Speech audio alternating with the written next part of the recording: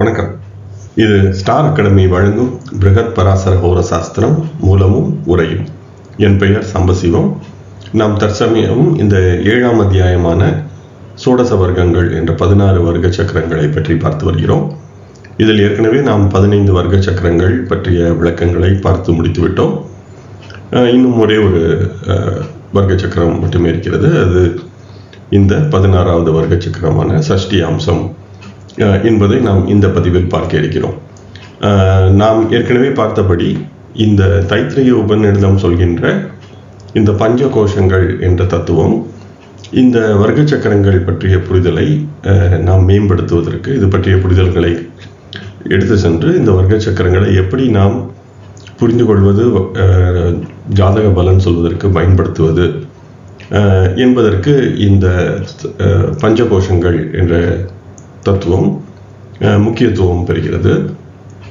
அதன்படி இந்த 5வது கோஷமான ஆனந்தமய கோஷம் என்ற தன்மையில் இந்த சஷ்டி அம்சம் வருகிறது. இந்த ஆனந்தமய கோஷம் என்பது எந்த நிலையை சொல்கிறது? இந்த ஆனந்த என்பதை நாம் 2 விதமாக புரிந்து கொள்ளலாம். ஒன்று, எல்லையற்ற இன்பம், மகிழ்ச்சி, மோட்சம் என்ற விதமாக ஆனந்தம் என்பதை புரிந்து கொள்ளலாம். இதற்கு இன்னொரு விளக்கமாக ஆனந்த என்பதை நாம் அனந்த என்பதாக பார்த்தால், முடிவற்ற, அந்த என்றால் முடிவு, அனந்த என்றால் முடிவற்ற என்ற நிலையில் புரிந்து கொண்டு இது முடிவற்ற வாழ்வின் சுழற்சியை காட்டுகிறது. அதாவது இது தொடர்ந்து வரும் கர்மா. அதாவது ஒரு உயிர் பிறந்து இறந்து மீண்டும் பிறந்து இறந்து மீண்டும் பிறந்து இறந்து என்ற புனரபி மரணம், புனரபி ஜனனம் என்ற அந்த தத்துவத்தின்படி இது முடிவற்ற ஒரு தொடர்ச்சியை காட்டுகிறது என்ற விதமாகவும் இந்த அனந்த அல்லது ஆனந்த என்பதை நாம் புரிந்து கொள்ளலாம். எனவே இதையே புத்த மதமும் வேத மதமும், அதாவது இந்து மதமும் சம்சாரம் என்று சொல்கிறது. சம்சாரம் என்ற அந்த சொல்லுக்கு அல்லது சம்சாரா என்ற அந்த சொல்லுக்கு முடிவற்று தொடர்ந்து வருகின்ற பிறப்பு இறப்பு நிகழ்வுகள், அதாவது தொடர்ந்து வருகின்ற இந்த சுழற்சிக்கு சம்சாரம் என்று பெயர். இதுவே அனந்த, இதுவே அனந்த சயனம் என்ற விதத்தில் மகாவிஷ்ணு இந்த பாம்பனையில் பள்ளி கொண்டு அது தொடர்ந்து வருகின்ற இந்த பிறப்பு இறப்பு சுழற்சியை காட்டுகிறது என்ற விதமாகவும் புரிந்து கொள்ளப்படுகிறது. எனவே இவை அனைத்தும் சேர்ந்து இந்த பிறவி என்பது தொடர்ந்து வருகின்ற ஒரு சங்கிலியில் உள்ள ஒரு சிறு இணைப்பு என்பதாகவே நாம் இதை புரிந்து கொள்ளலாம். இதுவே இந்த ஆனந்தமய கோஷம் அல்லது அனந்த என்ற இந்த தன்மை சுட்டுகிறது என்பது என்னுடைய கருத்து. இந்த கருத்தின் பின்புலத்தில் சென்று நாம் இந்த வர்க்க சக்கரத்தை புரிந்து கொள்ள முயற்சி செய்வோம். எனவே நீங்கள் இந்த வர்க்க சக்கரம் எந்த விதமான பாவத்தன்மையை காட்டுகிறது என்று சிந்தித்து பார்த்தால், இது D60 60வது வர்க்க சக்கரம். இதை நாம் 12ஆல் வகுத்தால் அல்லது 4 முறை 12 கழித்து விட்டால் மீதம் இருப்பது 12. எனவே இது 12ஆம் பாவ தன்மையை சுட்டுகிறது. எனவே 12ஆம் பாவம் என்பது ஒருவருடைய முடிவை சொல்கிறது. 1ஆம் பாவம் ஒருவருடைய பிறப்பை சொல்கிறது என்றால் 12ஆம் பாவம் ஒருவருடைய முடிவை சொல்கிறது. இது ஒருவருடைய வாழ்வின் முடிவாகவும் இருக்கலாம் அல்லது நாளின் முடிவாகவும் இருக்கலாம். எனவேதான் 12 என்பது இறப்பு, மோட்சம் என்பதை பற்றி பேசுகிறது. அதே போல 12 என்பது தூக்கம் என்பதையும் 12 என்பதை சொல்கிறது. எனவே ஒரு நாளின் முடிவு என்பதும் 12ஆம் பாவகமாகவே வருகிறது.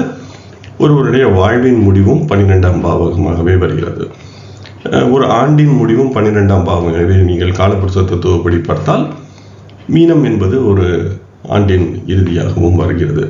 எனவே 12 என்பது ஒரு இறுதி, ஒரு முடிவை காட்டுகிறது என்ற விதமாகவும் புரிந்து கொள்ளலாம். அல்லது 12 என்பது ஒரு துவக்கத்தை காட்டுகிறது என்பதாகவும் புரிந்து கொள்ளலாம். எனவே 12 முடிந்துவிட்டால் 1 மீண்டும் வரும்.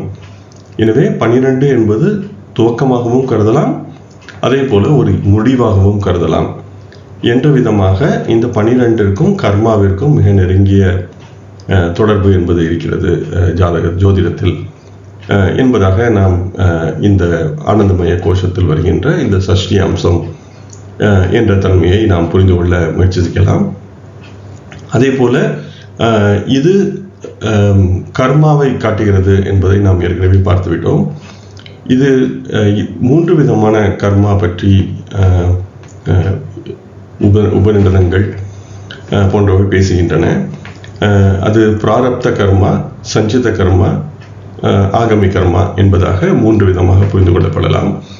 இதில் சஞ்சித கர்மா என்பது எப்பொழுதும் நாம் சேர்த்து வைத்த, இதுவரை வந்த அனைத்து பிறவிகளிலும் சேர்த்து வைத்த மொத்தமாக மீதம் இருக்கின்ற நம்முடைய வங்கியில் இருக்கின்ற கணக்கு என்ற விதமாக நாம் சேர்த்து வைத்த மொத்த கர்மாவின் தொகுப்பிற்கு சஞ்சித கர்மா என்பது பெயர்.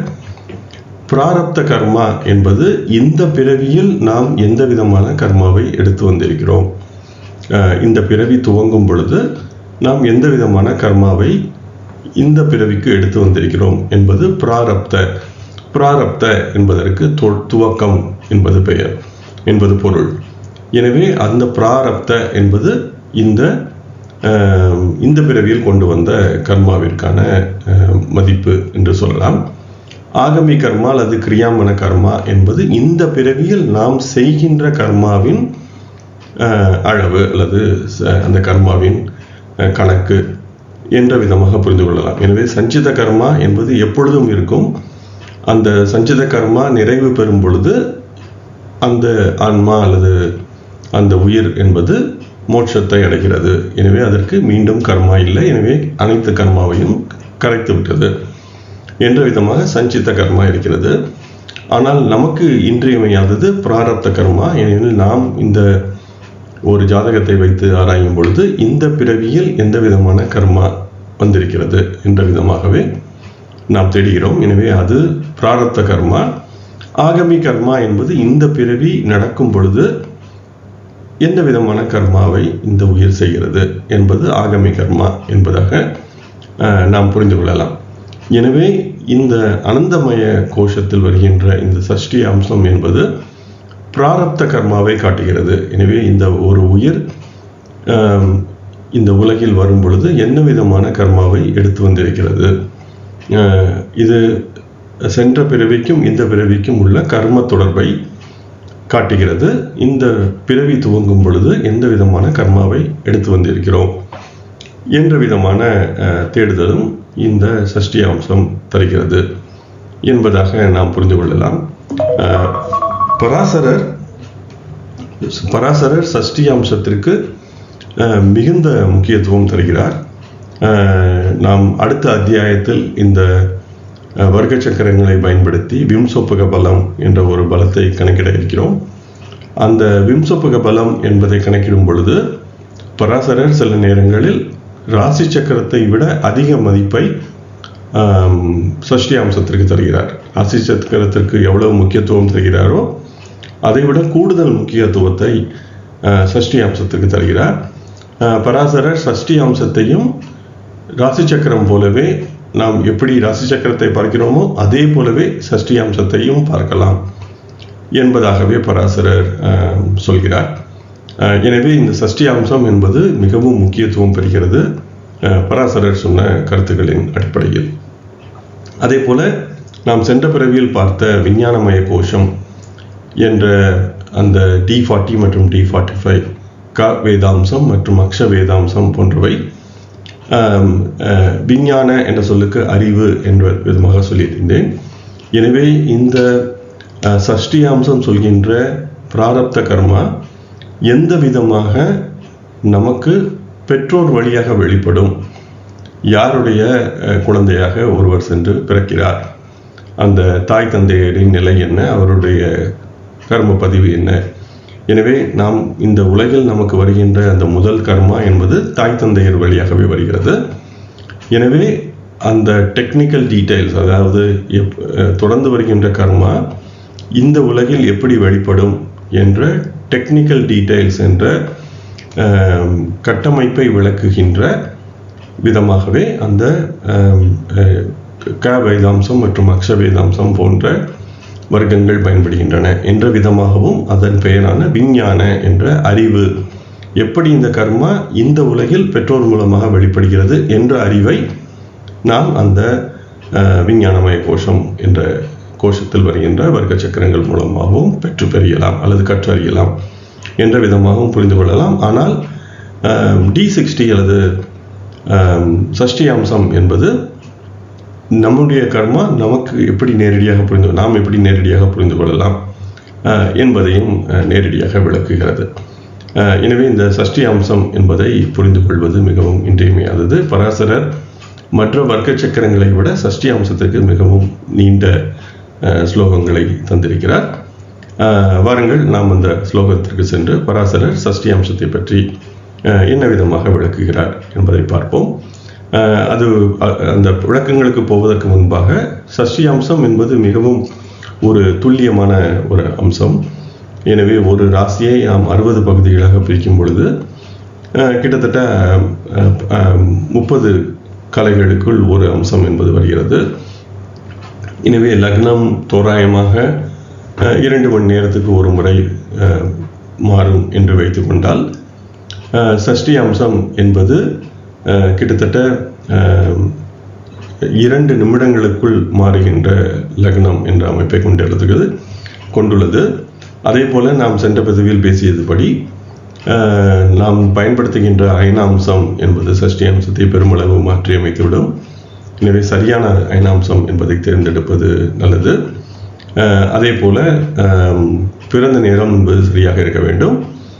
அதே போல கிரக நிலைகள் கணக்கிடுவது என்பது மிகவும் துல்லியமாக இருக்க வேண்டும், திருக்கணித முறையில் அமைந்திருக்க வேண்டும். இதையெல்லாம் சரியாக அமைத்து கொண்டால் மட்டுமே நாம் இந்த சஷ்டி அம்சம் என்பதற்கான பிழைகள் அல்லது தவறுகள் வருவதை தவிர்த்துவிட்டு பிறகு நாம் இந்த ஆராய்ச்சியை மேற்கொள்ள முடியும். அப்படி செய்யவில்லை என்றால் இந்த சஷ்டி அம்சம் என்பது தவறுதலாக கணக்கிடப்பட்டு பிறகு அது சரியான ஒரு புரிதலை நமக்கு தராமல் இருக்க வாய்ப்பிருக்கிறது. வாருங்கள் நாம் பதிவிற்குள் செல்வோம். ஸ்லோகம் 33 பராசரர் சஷ்டி அம்சம் பற்றிய விளக்கங்களை தொடங்குகிறார். முதலில் ஸ்லோகம் என்ன என்று பார்ப்போம். ராஷீன் விகாய கேட்டஸ்ய த்விக்னம் அம்சாத்யம் அர்க ஹிருத் சேஷம் சைக்கம் தத் ராஷேர் பாஹ ஷஷ்டியம்ச பாஹ ஸ்மிருதாக என்கிறார் பராசரர். எனவே இதில் உள்ள அந்த சொற்களை முதலில் பிரித்து பார்ப்போம். ராஷீன் விகாய, ராஷி என்பது ராசியை குறிக்கிறது. விகாய என்பதற்கு அதை நீங்கள் கண்டுகொள்ள வேண்டாம், கருத்தில் கொள்ள வேண்டாம் என்ற விதமாக இதை பொருள் கொள்ளலாம். இந்த முதல் 2 சொற்கள் என்பது இந்த சஷ்டி அம்சத்தை பற்றி புரிந்து கொள்வதற்கு மிகவும் பயனுள்ளதாக இருக்கும். பல மொழிபெயர்ப்பாளர்கள் மற்றும் ஜோதிட ஆசிரியர்கள் இந்த முதல் 2 சொற்களுக்கு தேவையான முக்கியத்துவத்தை தருவதில்லை. அப்படி தராமல் இருக்கும் பொழுது இந்த சஷ்டி அம்சம் பற்றிய புரிதல் என்பது சரியாக அமைவதில்லை என்று நான் கருதுகிறேன். எனவே தான் இந்த முதல் 2 சொற்களான ராஷீன் விகாய என்ற இந்த சொற்களை நாம் நினைவில் நிறுத்திக் கொள்வது மிகவும் இன்றியமையாதது. இது உங்களுக்கு ஏன் இது முக்கியத்துவம் பெறுகிறது என்று இப்பொழுது புரியாமல் இருக்கலாம். ஆனால் இந்த பதிவின் முடிவில் நாம் சென்று பார்க்கும் பொழுது இந்த சொற்களின் பொருள் என்பது ஏன் முக்கியத்துவம் பெறுகிறது என்பது நமக்கு தெரிந்துவிடும். எனவே கிரகங்கள் இருக்கின்ற ராசியை மறந்துவிடுங்கள், அதை பற்றி நீங்கள் கண்டுகொள்ள வேண்டாம் என்ற விதமாக பராசரர் இந்த விளக்கத்தை தொடங்குகிறார். எனவே ராஷீன் விகாய கேட்டஸ்ய, எனவே கிரகங்கள் இருக்கின்ற ராசியை கண்டுகொள்ள வேண்டாம். அந்த ராசியை மறந்துவிட்டு மீதம் இருக்கின்ற பாகை, கலை, விகலை போன்றவற்றை த்விக்னம் 2ஆல் பெருக்கி, த்வி என்பது 2, குண என்ற சொல்லுக்கு பெருக்குதல் என்று பொருள். எனவே எதை 2ஆல் பெருக்குங்கள். எனவே சஷ்டி அம்சம் என்பது 30 பாகையை 60 பிரிவுகளாக செய்வதால் பராசரர் 2ஆல் பெருக்க சொல்கிறார். அம்ச ஆத்தியம், அம்ச என்பதற்கு கோணம் என்பது பொருள். ஆத்திய என்ற சொல்லுக்கு அந்த கோணத்தின் முழு அளவை,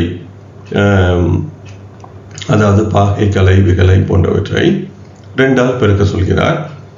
பிறகு அர்க ஹிருது, என்று சொல்கிறார். அர்க என்ற சொல்லுக்கு சூரியன் என்று ஒரு பொருள். ஆனால் இந்த கணிதத்தை பொறுத்தவரையில், அதாவது இந்த பூத சம்க்கியா என்று சொல்லப்படுகின்ற இயற்கை கணிதத்தில், அதாவது நாம் பார்க்கின்ற பொருட்களை வைத்து வருகின்ற எண்களை குறிக்கின்ற அந்த பூத்த சம்க்கியா என்ற முறையில் அர்க்க என்பது 12 என்பதை குறிக்கிறது.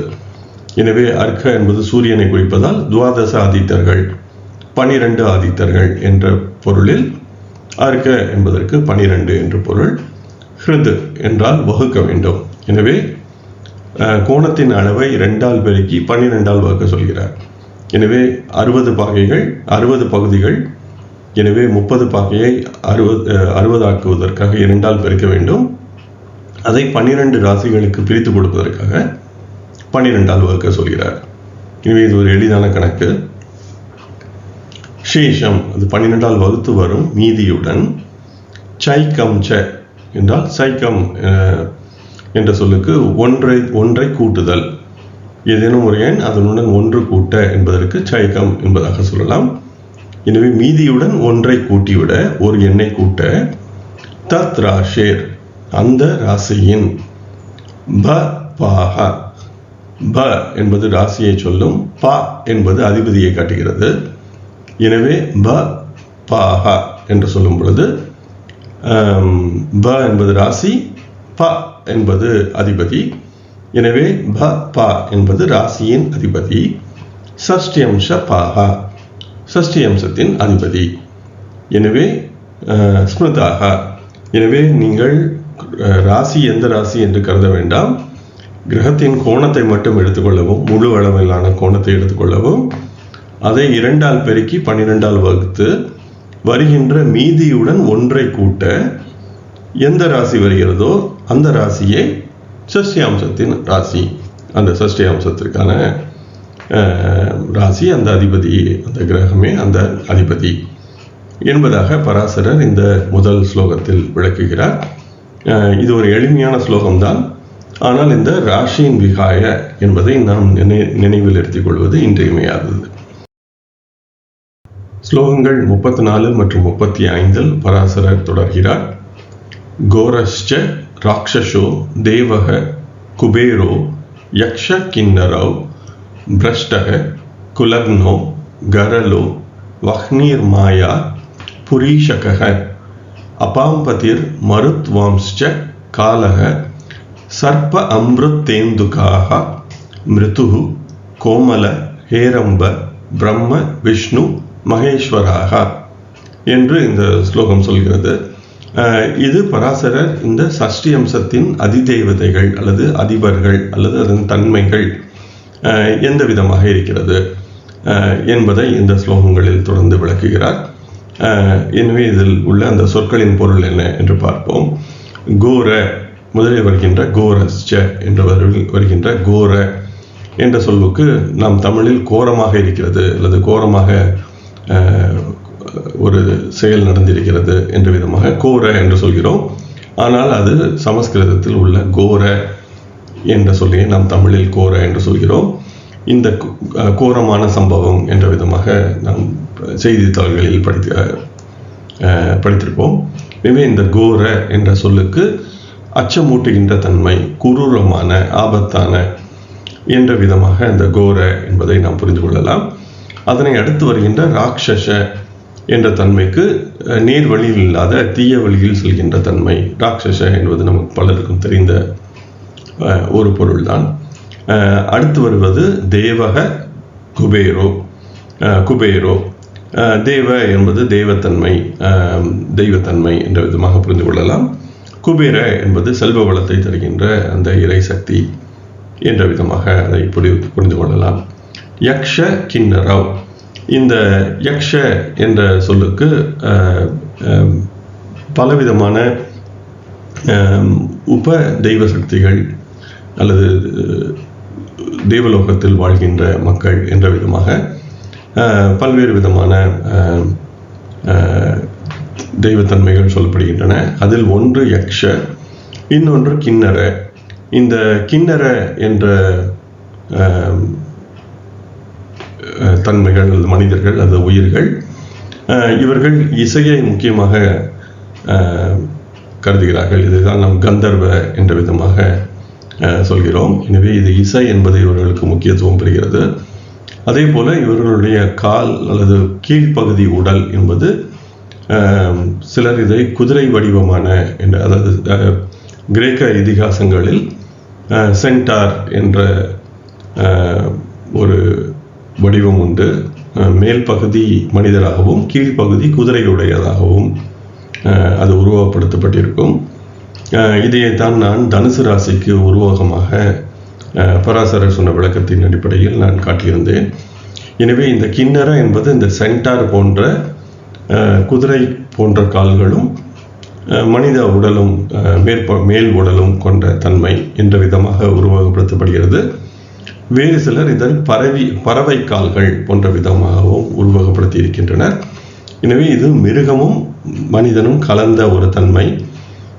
இது காதலையும் குறிக்கிறது.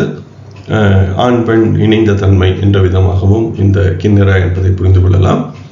அதே போல இசை போன்றவற்றை முக்கியத்துவம் கொண்டதாக இந்த கிண்ணற என்பதை நாம் புரிந்து கொள்ளலாம். அதனை அடுத்து வருவது பிரஷ்ட. பிரஷ்ட என்ற சொல்லுக்கு ஊழல் என்பது பொதுவான பொருள். நீங்கள் ஹிந்தி செய்தித்தாள்கள் அல்லது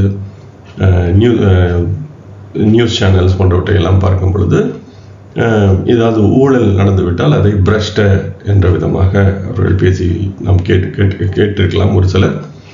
எனவே இந்த பிரஷ்ட என்பதற்கு ஊழல், நேர்வழியில் செல்லாத தன்மை போன்ற விதமாக இதை புரிந்து கொள்ளலாம். அதனை அடுத்து வருவது குலக்ன. குலக்ன என்ற சொல்லுக்கு குலத்தை அழிக்கின்ற தன்மை.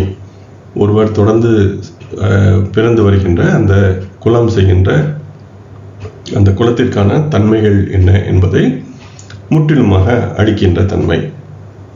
எந்த விதமாக இந்த குலக்ன என்பதை புரிந்து கொள்ளலாம். சமஸ்கிருதத்தில் குலம் அதே போல வம்சம் என்ற விதமாக இரண்டு விதமான பொருள் இருக்கிறது.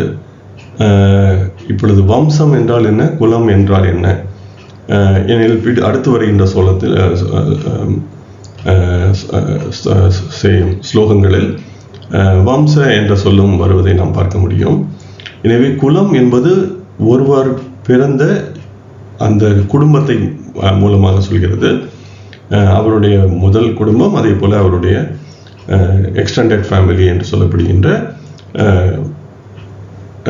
அவருடைய பெரிய குடும்பம், அவருடைய சித்தப்பா, அப்பா, மாமா போன்றவர்கள் எல்லாம் சேர்த்த குடும்பம் என்ற விதமாக இந்த குல என்பதை புரிந்து கொள்ளலாம்.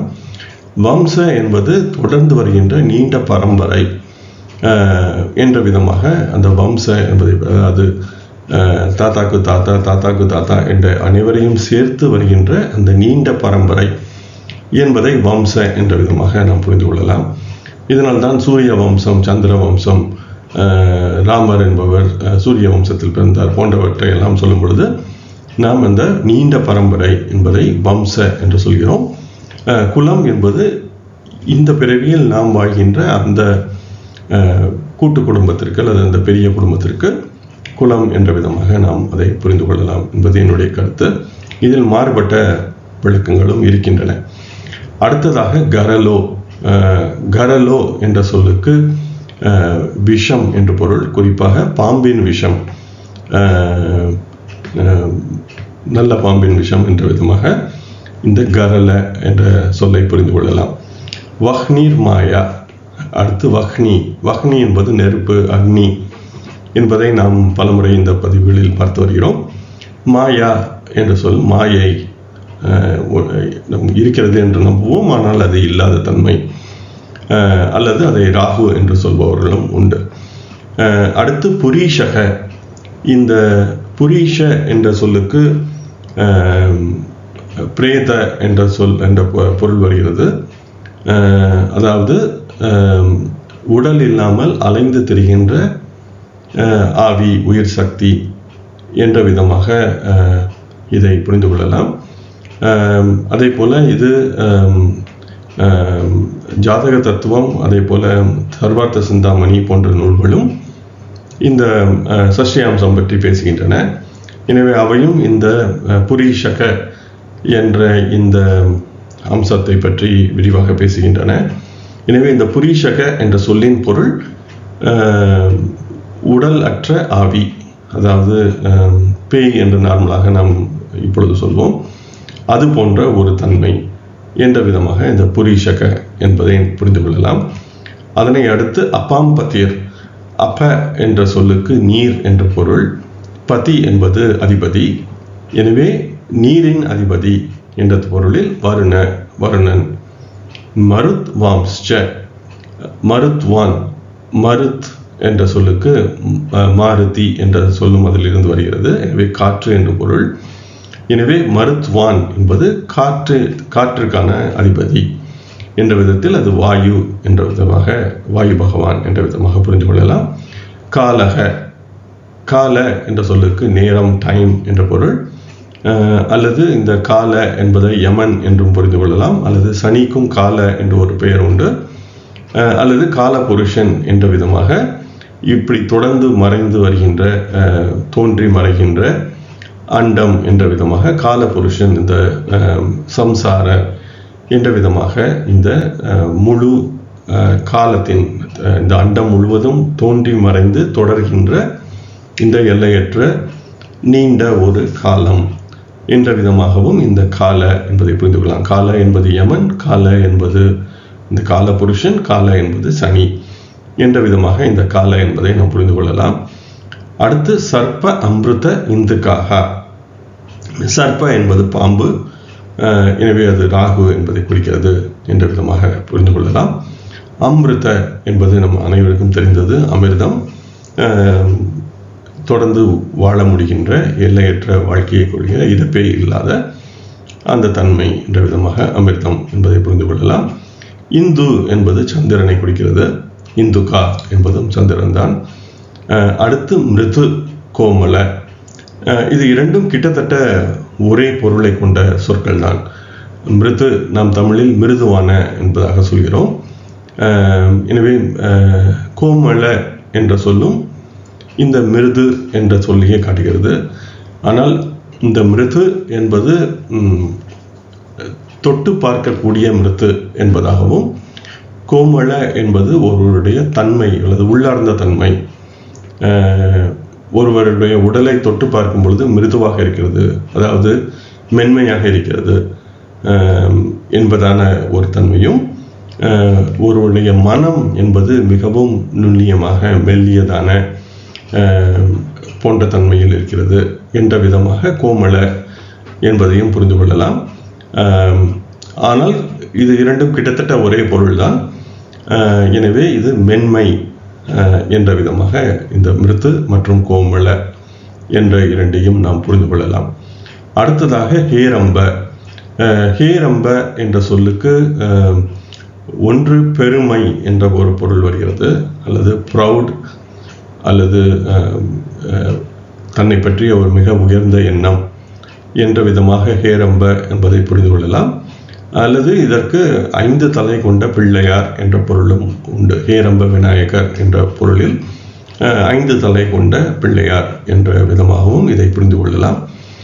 அடுத்ததாக பிரம்மா, விஷ்ணு, மகேஸ்வராக. இது நாம் அனைவரும் நன்கு அறிந்த அந்த முப்பெரும் தெய்வங்கள் பிரம்மா, விஷ்ணு, மகேஸ்வரர் என்ற விதமாக பராசரர் இந்த 2 ஸ்லோகங்களில் இந்த முதலில் வருகின்ற 24 இந்த சஷ்டி அம்ச அதிபதிகளை பற்றிய விளக்கத்தை தருகிறார். எனவே இந்த 60 சஷ்டி அம்சத்திற்கான அதிதேவதைகளை அல்லது அதிபர்களை பராசரர் தொடர்ந்து பேசி வருகிறார். எனவே இதில் நாம் மொத்தம் 24 அதிபர்களை இதில் பார்த்திருக்கிறோம். வாருங்கள் தொடர்வோம். அடுத்து ஸ்லோகங்கள் 36 மற்றும் 37 பராசரர் தொடர்கிறார். தேவார்த்ராவ் கலிநாசஸ்ச க்ஷிதீஷ கமலாகரவ் குலிகோ மிருத்யு காலஸ்ச தாவாக்னிர் கோர சஞ்ஞக யமஸ்ச கண்டக சுதா அம்ருதௌ பூர்ண நிஷாகரக விஷதக்த குலாந்தஸ்ச முக்யோ வம்ச ஷயஸ்ததா என்பதாக இந்த ஸ்லோகம் சொல்கிறது. இதில் உள்ள அந்த சொற்களை நாம் பிரித்து பார்ப்போம்.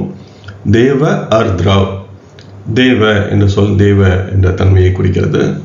ஆர்திர என்ற சொல் ஆருத்ர என்ற விதமாக புரிந்து கொள்ளப்பட்டு இது ருத்ரா என்ற அந்த சிவனை குறிக்கிறது. எனவே ஆருத்ர என்ற நட்சத்திரத்திற்கூட திருவாதிரை நட்சத்திரம், அதற்கு ருத்ரா என்பதை அதிபதி. எனவே இந்த ஆருத்ர என்ற இந்த சொல்லுக்கு ருத்ரா என்பது பொருள். அதைத் தொடர்ந்து கலிநாச. கலிநாச என்ற இந்த சொல்லுக்கு துன்பத்தை நீக்குகின்ற என்பது பொருள். இது நன்மையா அல்லது தீமையா என்பதில் வேறுபட்ட கருத்துக்கள் உண்டு. எனவே கலிநாச, கலி என்பதற்கு துன்பம் என்று பொருள். நாச என்பது அந்த துன்பம் போதல் என்பதுமாக அது நன்மை என்பதாக பொருள் கொள்ளலாம். அல்லது கலிநாச என்றால் கலி என்ற நாசத்தன்மை கொண்ட, துன்பம் என்ற நாசம் என்ற விதமாகவும் இதை புரிந்து கொண்டால் இது தீமை என்ற விதமாகவும் இதை புரிந்து கொள்ளலாம். பொதுவாக பல மொழிபெயர்ப்பாளர்கள் இதை நன்மை என்ற விதமாகவே இதை புரிந்து கொள்கிறார்கள். எனவே கலிநாச என்பது துன்பம் போகின்ற தன்மை என்ற விதமாக இதை புரிந்து கொள்ளலாம். அதை தொடர்ந்து வருவது ஷிதீஷ. ஷிதீஷ என்ற இந்த சொல்லுக்கு இரண்டு விதமான பொருள் உண்டு. ஒன்று, இதற்கு ஹரைசன் என்று சொல்லப்படுகின்ற தொடுவானம்.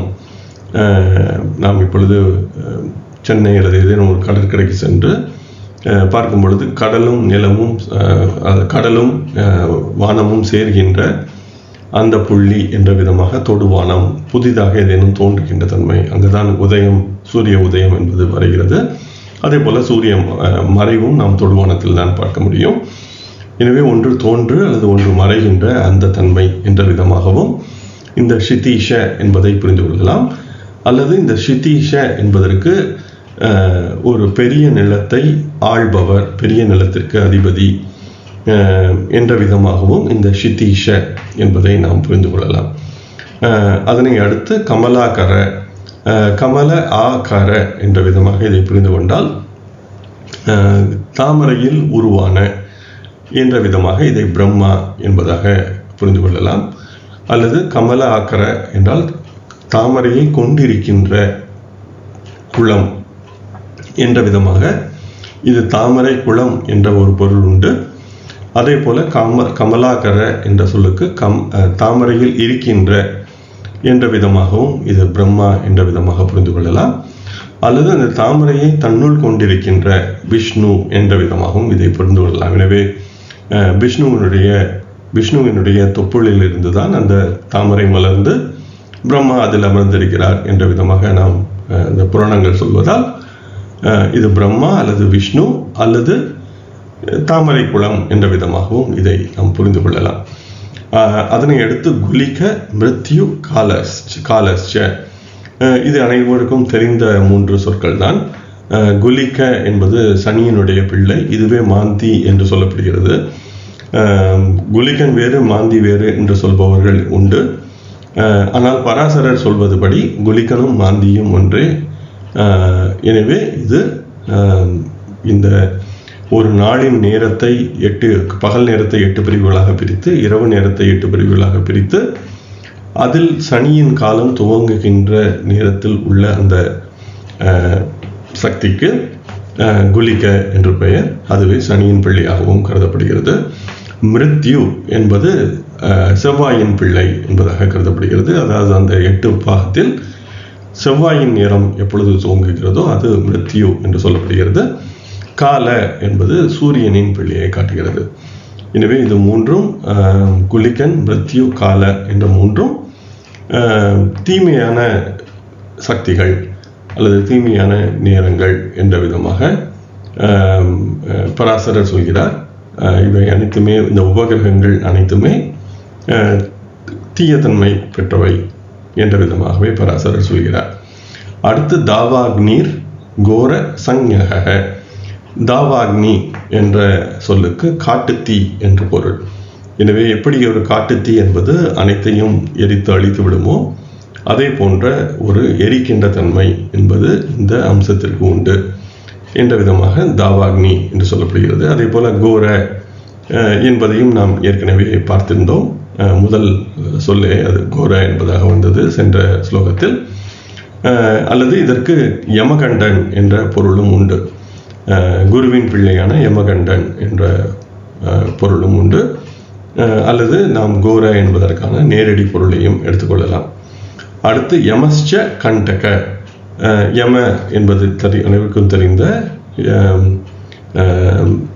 இறப்பிற்கான இறை.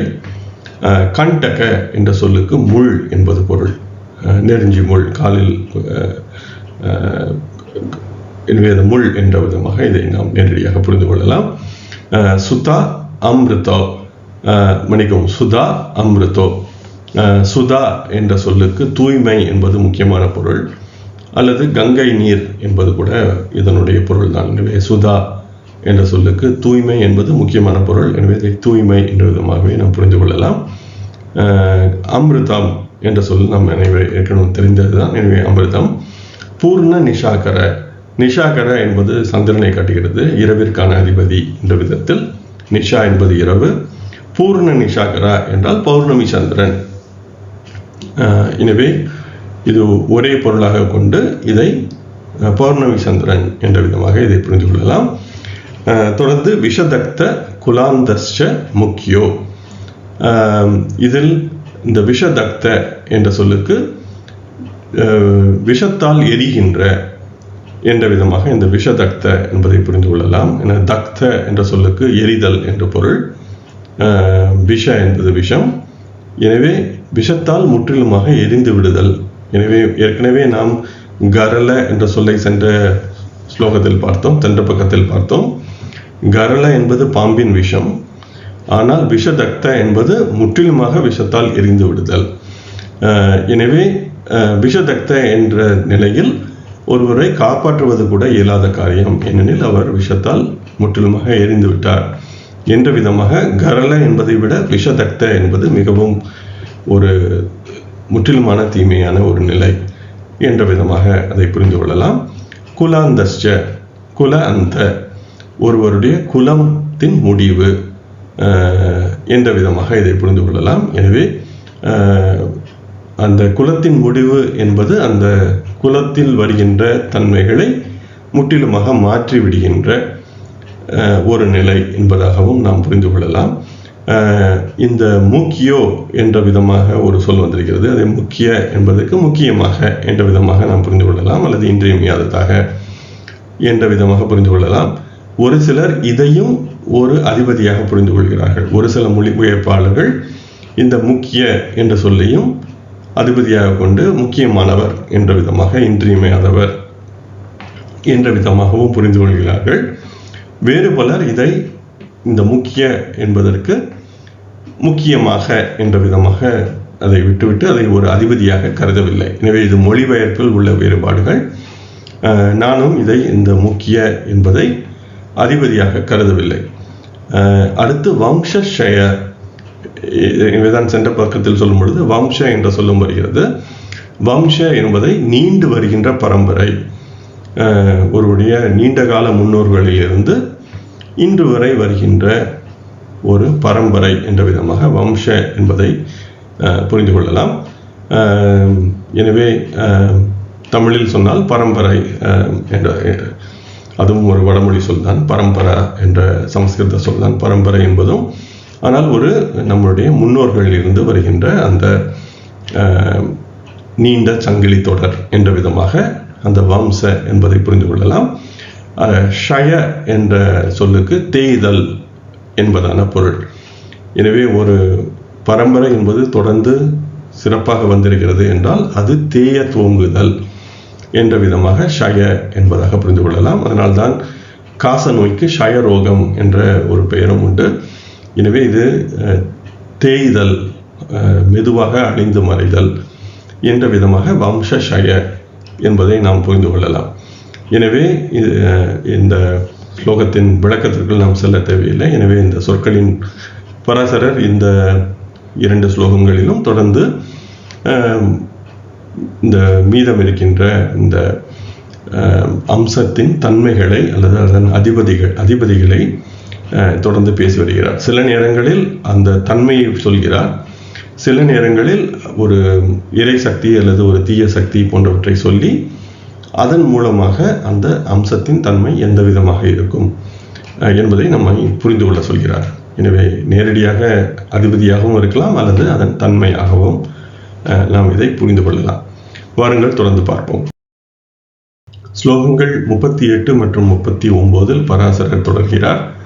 உத்பாத கால சௌம்யாக்கியாக கோமலக சீத்தல அபீதக கரால தம்ஸ்ட்ர சந்திராஸ்யவ் பிரவீணக கால பாவக தண்டப்ரன் நிர்மலக சௌம்யக க்ரூரோ அதிசீத்தலோ அமிர்தக பயோதி பிரம்மணாக்கியவ் ச சந்திரரேகா த்வயுக்மபாக என்று இந்த ஸ்லோகம் சொல்கிறது. இதில் உள்ள சொற்களை நாம் பிரித்து பார்ப்போம். உத்பாத கால. உத்பாத என்ற அந்த சொல்லுக்கு மாற்றம் என்பது பொருள் அல்லது புரட்சி என்பதாகவும் அதை புரிந்து கொள்ளலாம். எனவே ஒரு வேகமான திடீர் மாற்றம் என்ற விதமாக அந்த உத்பாத என்பதை நாம் புரிந்து கொள்ளலாம். கால என்பதற்கான பொருள் என்பதை நாம் ஏற்கனவே பார்த்திருந்தோம். யமா, ருத்ரா, சனி போன்ற விதமாக இந்த கால என்பதை நாம் புரிந்து கொள்ளலாம். சௌமிய ஆக்கிய. சௌமியா என்ற சொல்லுக்கு நன்மை என்பது பொருள் அல்லது புதனிற்கான பொருள் கூட சௌமிய என்பதாகவே வருகிறது. சௌமிய என்பது பொதுவாக சுப கிரகங்களை பராசரர் சௌமிய என்ற விதமாக சொல்கிறார். எனவே சுபம், நன்மை, புதன் என்ற விதமாக இந்த சௌமியா என்ற சொல்லை புரிந்து கொள்ளலாம். ஆக்கிய என்ற சொல்லுக்கு அழைக்கப்படுதல் என்பதாக பொருள் கொள்ளலாம். கோமலக, ஏற்கனவே இந்த கோமல நுண்மையான, நுட்பமான, மெல்லியதான என்ற விதமாக நாம் ஏற்கனவே பொருள் பார்த்திருந்தோம். சீத்தல என்ற தன்மைக்கு குளிர்தல், குளிர்ந்த தன்மை என்ற விதமாக இந்த பொருளை புரிந்து கொள்ளலாம். அபித என்ற சொல்லுக்கு அழைக்கப்படுதல் என்ற விதமாக பொருள் கொள்ளலாம். எனவே சீத்தல என்பதற்கு குளிர்ந்த தன்மை, அபித என்றால் அழைக்கப்படுதல். எனவே இது சீத்தல என்றும் அழைக்கப்படுகிறது என்ற விதமாக புரிந்து கொள்ளலாம். கரால தம்ஸ்ட்ர. இந்த கரால தம்ஸ்ட்ர என்ற சொல்லுக்கு அச்சமூட்டும் பற்கள் என்ற விதமாக பொருள். இது நாம் அந்த கால புத்தகங்கள் அல்லது படங்கள் பார்க்கும் பொழுது அசுரன், ராட்சசன் போன்றவற்றை பார்க்கும் பொழுது 2 பற்கள் இப்படி கோரைப்பல் போன்று மிக நீண்டதாக வெளியில் தெரியும்படி 2 பற்கள் வெளியே நீண்டிருக்கும்படி இருப்பதை பார்க்க முடியும். அது போன்ற நீண்ட பற்கள் வெளியில் தெரிகின்றபடி, இது போன்ற வெளியில் வருகின்றபடி ஒரு நீண்ட பற்கள் என்ற விதத்தில் கரால தம்ஸ்ட்ர என்பதை புரிந்து கொள்ளலாம். தம்ஸ்ட்ர என்பது பற்களை காட்டுகிறது. கரால என்பதற்கு அச்சமூட்டும் பற்கள் என்ற விதமாக அதை புரிந்து கொள்ளலாம். சந்திரமுகி, சந்திர ஆஸ்யவ் என்று எழுதியிருக்கிறது. ஆசிய என்ற சொல்லுக்கு முகம் என்று பொருள்.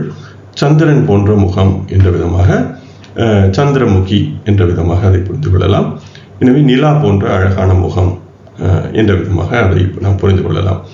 பிரவீண என்ற சொல்லுக்கு அறிவாளி, திறமைசாலி என்ற விதமாக அதன் பொருள் வரும்.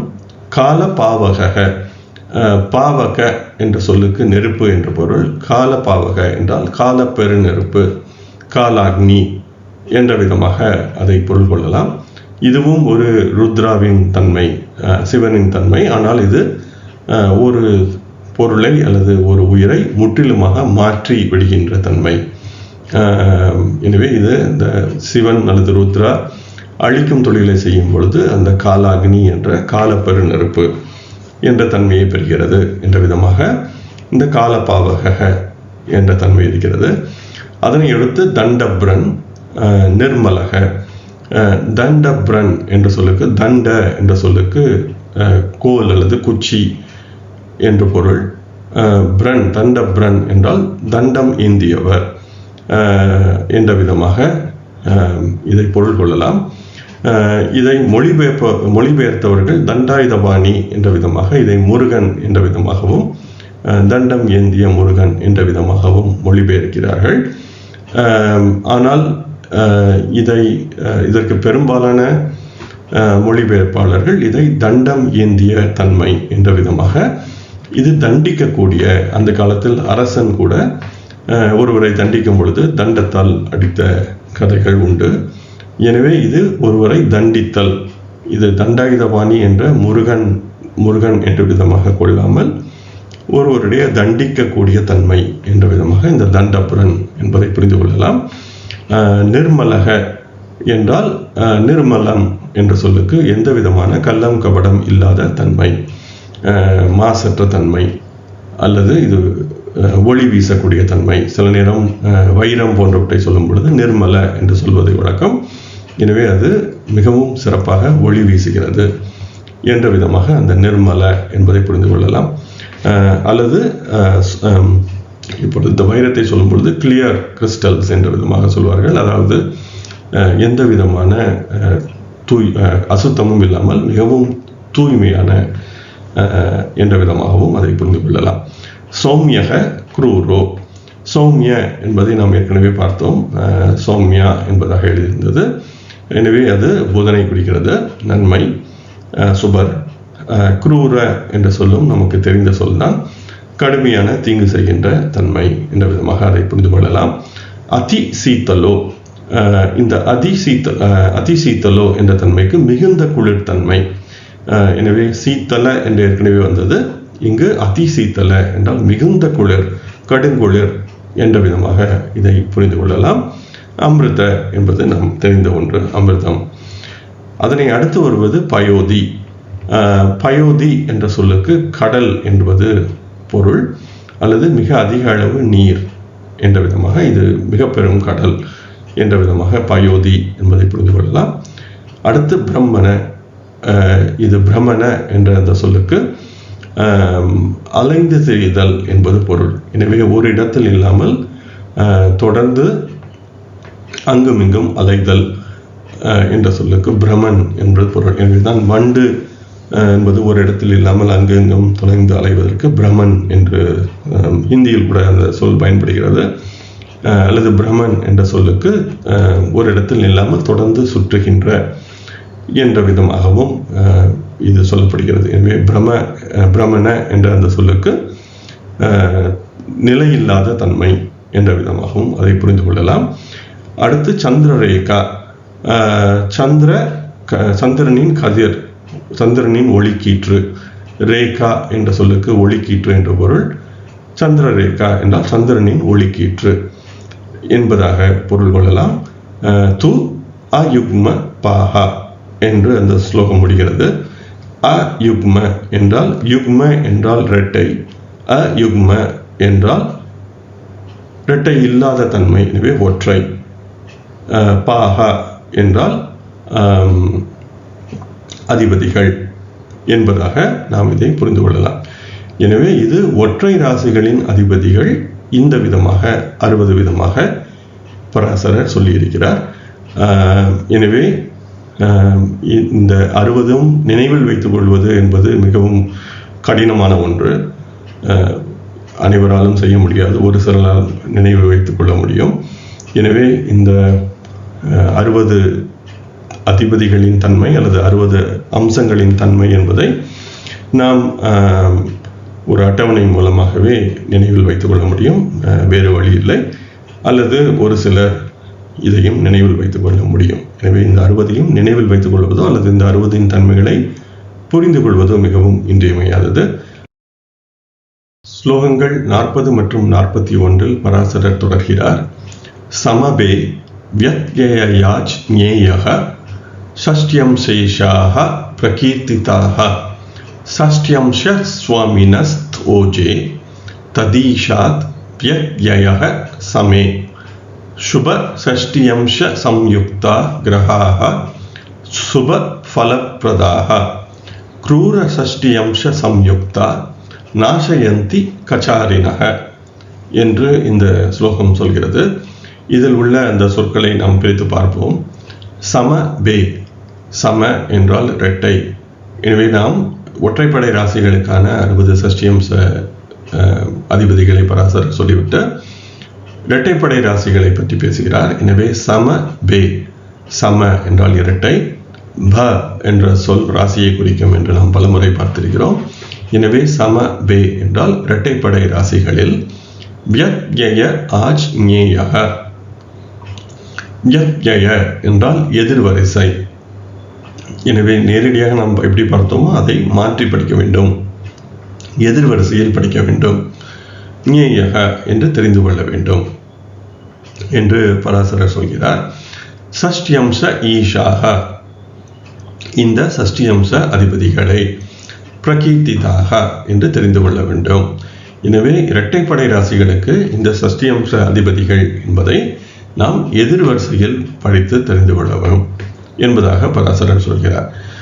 சஷ்டியம்ச சுவாமீன் தூ, இந்த சஷ்டியம்ச அதிபதிகள், சுவாமி அதிபதிகள் ஓஜே தத ஈஷா, ஓஜே என்பது ஒற்றைப்படை, தத ஈஷா என்றால் அந்த அதிபதியில் இருந்து. எனவே ஒற்றைப்படை ராசிகளில் சஷ்டியம்சம் என்பது அந்த அதிபதியில் இருந்து அல்லது அந்த ராசியில் இருந்து.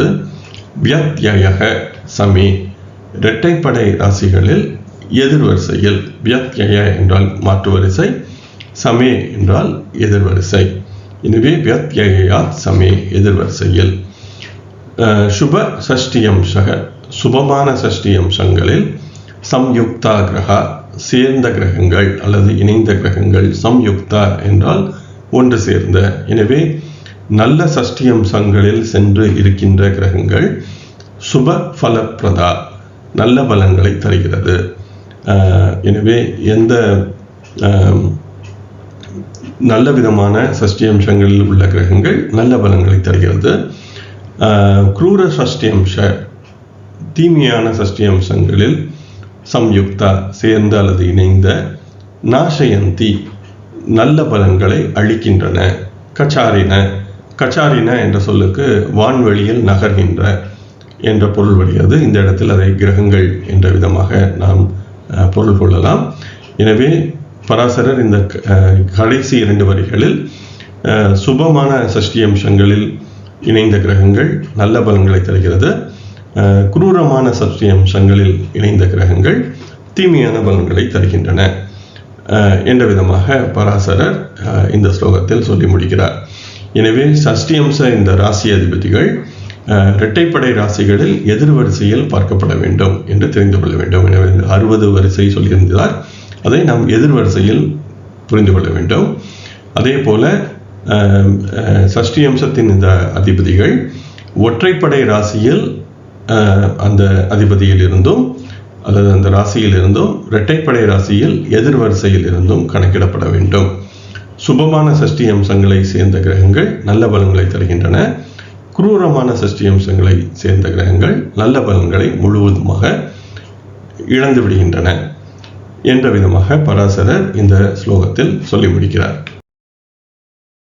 எனவே இதுவரை நாம் பார்த்த இந்த ஸ்லோகங்களே பராசரர் இந்த சஷ்டியம்சம், அதன் அதிபதிகள், அதை எப்படி கணக்கிட வேண்டும் என்பதை பற்றி பராசரர் சொன்ன விளக்கங்கள்.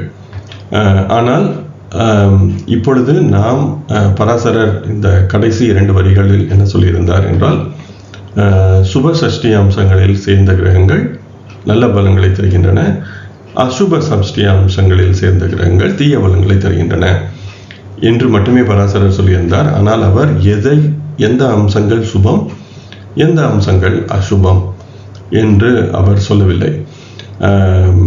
அதே போன்று சஷ்டியாம்சம் பற்றி பல்வேறு மற்ற நூல்களும் பேசுகின்றன. குறிப்பாக பலதீபிகை, சர்வார்த்த சிந்தாமணி போன்ற நூல்கள் பேசுகின்றன. மானசகரி போன்ற நூல்கள் சஷ்டி அம்சத்தை பற்றி பேசினாலும் இந்த சுப அசுப தன்மைகளை பற்றி அவர்கள் கருத்து சொல்லவில்லை. இப்பொழுது பராசரர்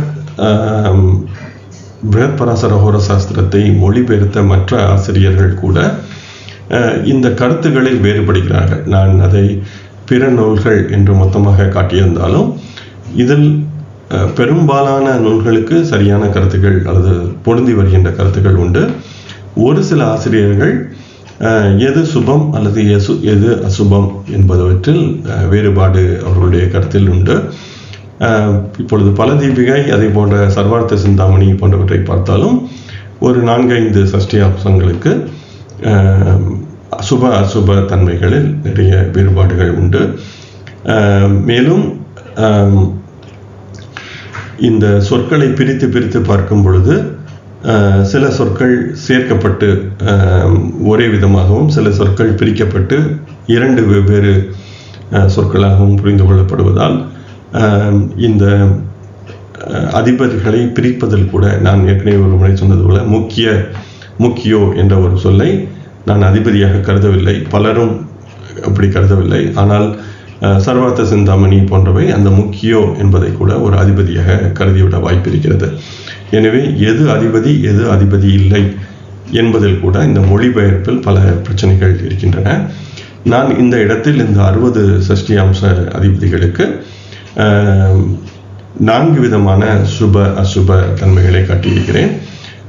இதில் இந்த பிருகத் பராசர ஹோர சாஸ்திரம் பல நூல்கள் கருதுகின்ற அல்லது ஒத்துப்போகின்ற சுப அசுப தன்மைகளை முதல் வரியில் தந்திருக்கிறேன். என்னுடைய கருத்தாக நான் சுப அசுப சஷ்டி அம்சங்கள் இந்த விதமாக அமைந்திருக்கின்றன என்பதை என்னுடைய கருத்தாக இங்கு தந்திருக்கிறேன். இதில் ஒரு சில இடத்தில் நான் சுபராகவோ அசுபமாகவோ எழுதவில்லை. ஏனெனில் அது அந்தந்த ஜாதகங்கள் அல்லது அந்தந்த வாழ்வு சூழலுக்கு ஏற்றபடி சுபமாகவோ அசுபமாகவோ மாறிவிட வாய்ப்பிருக்கிறது. குறிப்பாக இந்த 59வது சஷ்டி அம்சம் பிரமண என்ற விதமாக நாம் பார்த்திருந்தோம். பிரமண என்றால் அலைந்து திரிகின்ற, ஒரு இடத்தில் இல்லாமல் இருக்கின்ற அல்லது பிறந்த ஊரில் இல்லாமல் வேறு இடத்தில் சென்றிருக்கின்ற என்ற விதமாகவும் அதை பொருள் கொள்ளலாம். இது சுபமா அசுபமா என்றால் அந்தந்த வாழ்வு சூழலுக்கு ஏற்றபடி இது சுபமாகவோ அசுபமாகவோ மாறக்கூடும். ஏனெனில் இப்பொழுது ஒருவர் வெளியூரில் இருக்கிறார், வெளிநாட்டில் இருக்கிறார், அல்லது அவருக்கு அலைந்து திரிகின்ற விதமான ஒரு வேலை வாய்ப்பு உண்டு என்றால் அது நல்ல விதமான அவருக்கு வாழ்வில் வெற்றிகளை தேடித்தரலாம். அதுவே ஒருவருக்கு நிலையாக இருக்கின்ற தன்மை வேண்டும், ஆனால் அவருக்கு பிரமண என்ற நிலையில் அந்த கிரகம் இருக்கிறது என்றால் அது தீமையாகவும் இருக்கலாம். எனவே அந்த ஒரு சில நன்மை தீமை என்பது வாழ்வு சூழலுக்கு ஏற்றபடி மாறக்கூடும். அதே போல இந்த 52 மற்றும் 56ஆம் சஷ்டி அம்சத்தில் என்னுடைய கருத்து நடுநிலையாக எழுதியிருக்கிறது. இது சீத்தல மற்றும் அதிசீத்தல. இப்பொழுது நாம் இந்தியா என்பது ஒரு கோடை நாடு அல்லது பெரும்பாலும் வெப்பமாக இருக்கின்ற நாடு என்பதால் நாம் குளிர் என்பதை நன்மையாக கருதுகிறோம். எனவே குளிர்ந்த தன்மை என்றால் அவர் நல்ல ஒரு கூலான மனிதர் என்றால் நன்மையான இனிமையான மனிதர் என்பதாக நாம் புரிந்து கொள்கிறோம். ஆனால் ஆங்கிலத்தில் ஐரோப்பா போன்ற நாடுகளில் எப்பொழுதும் குளிராக இருப்பதால் கோல்டு ஹார்ட்டட் என்றால் அது ஒரு அவருக்கு இரக்கம் இல்லாத மனிதர். அங்கு வெப்பம் warm hearted, is a warm person என்றால் அவர் ஒரு நல்ல சிறப்பான இனிமையான மனிதர். அவர்களுக்கு வெப்பம் என்பது இனிமையானதாகவும் நமக்கு குளிர் என்பது இனிமையானதாகவும் இருக்கிறது. எனவே சீத்தல அதிசீத்தல என்ற தன்மை நன்மையா தீமையா என்பது நாம் புரிந்து கொள்கின்ற விதமாக இருக்கும். இது வார்ம் ஹார்ட்டட் அல்லது கோல்டு ஹார்ட்டட் என்ற விதமாக புரிந்து கொள்ளப்பட வேண்டுமா, அல்லது இது நன்மை தீமை என்பதை எப்படி புரிந்து கொள்ள வேண்டும் என்பதில் மாறுபட்ட கருத்துக்கள் இருக்கலாம். எனவே இது போன்ற ஒரு சில நிலைகளில் நன்மை தீமை என்பதை நேரடியாக சொல்லிவிட முடியாது என்பதற்காக நான் அதை நன்மை தீமை என்று வகைப்படுத்தவில்லை. இது என்னுடைய கருத்து. நீங்கள் இந்த மொழிபெயர்ப்பை படித்து உங்களுக்கு எப்படி தோன்றுகிறது என்பதை நீங்கள் ஒரு அட்டவணை இட்டு பார்த்து ஜாதகங்களில் பொருத்தி பார்த்தால் மட்டுமே இது சரியாக வருகிறதா இல்லையா என்பது தெரியும். அதே போல பலதீபிகை மற்றும் சர்வார்த்த சிந்தாமணி சொல்கின்ற கருத்துகளும் இங்கு தந்திருக்கிறேன். ஆனால் அதிலும் வேறுபாடுகள் உண்டு. குறிப்பாக இப்பொழுது 41வது அம்சத்தை பார்க்கும் பொழுது பலதீபிகை சுபம் என்று சொல்கிறது, மற்ற அனைவரும் அசுபம் என்பதாக சொல்கிறார்கள். அதே போல நீங்கள் 51 சென்று பார்க்கும் பொழுது சர்வார்த்த சிந்தாமணி சுபம் என்று சொல்கிறது, மற்ற அனைத்தும் அசுபம் என்ற விதமாக வருகிறது. 55 பராசரர் அசுபம் என்ற விதமாக நாம் புரிந்து கொள்கிறோம். பலதீபிகையும் சர்வார்த்த சிந்தாமணியும் அதை சுபம் என்று சொல்கிறது. அதே போல 56, 57, 60 என்பதில் கூட சுப அசுப வேறுபாடுகள் 36 போன்றவற்றிலெல்லாம் இந்த வேறுபாடுகளை நாம் பார்க்க முடிகிறது. எனவே இவற்றையும் நாம் கருத்தில் கொள்ள வேண்டும். எனவே இது ஒரு ஆராய்ச்சிக்குரிய ஒரு நிலை. இதை நாம் நேரடியாக இதுதான் சரி இது தவறு என்ற விதமாக சொல்லிவிட முடியாது. எனவே தான் இந்த சஷ்டி அம்சம் என்பது சற்றே ஒவ்வொரு ஜாதகத்திற்கும் சரியாக இதை கணக்கிட்டு எந்த நிலையில் இருக்கிறது, அவருடைய வாழ்வில் நடந்த நிகழ்வுகள் போன்றவற்றை எல்லாம் ஒப்பிட்டு எது சரியாக இருக்கிறது என்பதை நாம் ஆராய்ந்து பார்த்தால் மட்டுமே முடிவாக சொல்ல முடியும். நல்ல செய்தி என்னவெனில், இது ஒரு சில அம்சங்களுக்கு மட்டுமே இந்த வேறுபாடு என்பது இருக்கிறது. பெரும்பாலான அம்சங்களுக்கு அனைத்து நூல்களும் ஒரே விதமான தன்மையை பேசுகிறது. எனவே 60 ஒரு 8 அல்லது 10 அம்சங்களில் குழப்பங்கள் இருக்கலாம். மீதி இருக்கின்ற 50 அனைவருமே ஒத்துப்போகிறார்கள். எது நல்ல செய்தி? வாருங்கள் தொடர்ந்து பார்ப்போம். மற்ற வர்க்க சக்கரங்களுக்கு காட்டியது போல நான் இந்த சஷ்டி அம்சத்தை ஒரே அட்டவணையில் கொண்டு வந்து ஒரே பக்கத்தில் காட்டுவது என்பது இயலாத காரியம். எனவே தான் இந்த சஷ்டி அம்சத்தை நான் ஒற்றைப்படை ராசிகளுக்கு தனியாகவும் இரட்டைப்படை ராசிகளுக்கு தனியாகவும் அட்டவணைப்படுத்தி இருக்கிறேன். இந்த இடத்தில் நீங்கள் இந்த ஒற்றைப்படை ராசிகளுக்கான சஷ்டி அம்ச கணக்குகளை பார்த்து கொள்ள முடியும். இதில் சஷ்டி அம்சம் என்பது ஒரு அம்சத்திற்கு 30 கலைகள் என்ற விதமாக 30 கலைகளாக நாம் கூட்டிக் கொண்டே செல்ல இயலும். எனவே இது ஒரு மிகவும் எளிதாக கணக்கிடக்கூடிய ஒரு அம்சம்தான். அதே போல அதனுடைய அதிபதி யார் என்பதையும் இந்த இடத்தில் தந்திருக்கிறேன். என்னுடைய கருத்துப்படி இந்த அதிபதி நன்மையா தீமையா அல்லது காலத்திற்கு ஏற்றபடி அல்லது சூழ்நிலைக்கு ஏற்றபடி புரிந்து கொள்ளப்பட வேண்டுமா என்ற விதமாக நான் இதை சிவப்பு நிறத்தில் காட்டியிருக்கிறேன். அது சிவப்பு நிறத்தில் இருக்கும் பொழுது அது தீமை என்ற விதமாக புரிந்து கொள்ளலாம். பச்சை நிறத்தில் இருப்பது நன்மை என்பதாகவும், நீல நிறத்தில் உள்ளது எனக்கு சரியாக அது நன்மையா தீமையா என்று நேரடியாக சொல்ல இயலவில்லை என்பதால் அதை நான் நீல நிறத்திலும் காட்டியிருக்கிறேன். உங்களுடைய கருத்து இதிலிருந்து மாறுபட வாய்ப்பு இருக்கிறது. அதே போல இந்த தீமை என்பதை கூட மிக அதிக அளவான தீமை, சற்றே குறைந்த அளவான தீமை என்ற விதத்தில் அதிக அளவான தீமை என்பதை இந்த கோர ராட்சச என்ற நிறத்தில் உள்ள சிவப்பாகவும், குறைந்த அளவு தீமை என்பதை இந்த கால சர்ப்ப 15 மற்றும் 16ஆம் அம்சங்களில் உள்ள அந்த பழுப்பு நிறத்தில் உள்ள சிவப்பாகவும் காட்டியிருக்கிறேன். எனவே 15 மற்றும் 16இல் உள்ள சிவப்பு வண்ணம் என்பது குறைந்த அளவு தீமை என்றும், 1 மற்றும் 2இல் உள்ள சிவப்பு நிறம் அதிக அளவு தீமை என்பதாகவும் எனக்கு தோன்றுகிறது. உங்களுடைய கருத்து இதிலிருந்து மாறுபடலாம். எனவே நீங்கள் இது போன்ற ஒரு அட்டவணையை உருவாக்கி உங்களுடைய கருத்துப்படி எந்த விதமாக இதை நீங்கள் கருதுகிறீர்கள் என்பதையும் செய்து பார்க்கலாம். வாருங்கள் தொடர்வோம். இது இரட்டைப்படை ராசிகளுக்கான சஷ்டி அம்சம். இதுவும் மிகவும் எளிதாக புரிந்து கொள்ளலாம். எனவே இது இந்த அதிபதிகள் என்பது மாறி வருகிறது. எனவே 1 முதல் 60 சென்ற பக்கத்தில் காட்டப்பட்டுள்ளது.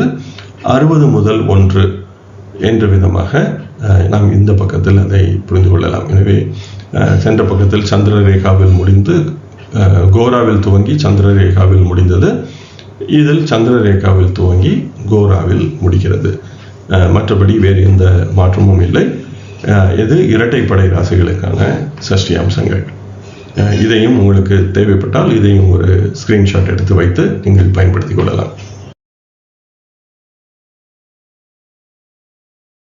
பராசரர் அவருடைய ஸ்லோகங்களில் சுப சஷ்டி அம்சங்களில் இருக்கும் கிரகங்கள் நல்ல தன்மைகளையும் நல்ல நிலைகளையும், அசுப சஷ்டி அம்சத்தில் உள்ள கிரகங்கள் தீமையான தன்மைகளையும் தரும் என்ற விதமாக சொல்லியிருப்பதால் இந்த அதிபதிகளின் நல்ல தீய நிலைகள் என்ன என்பதை நாம் அறிந்து கொள்வது இன்றியமையாதது.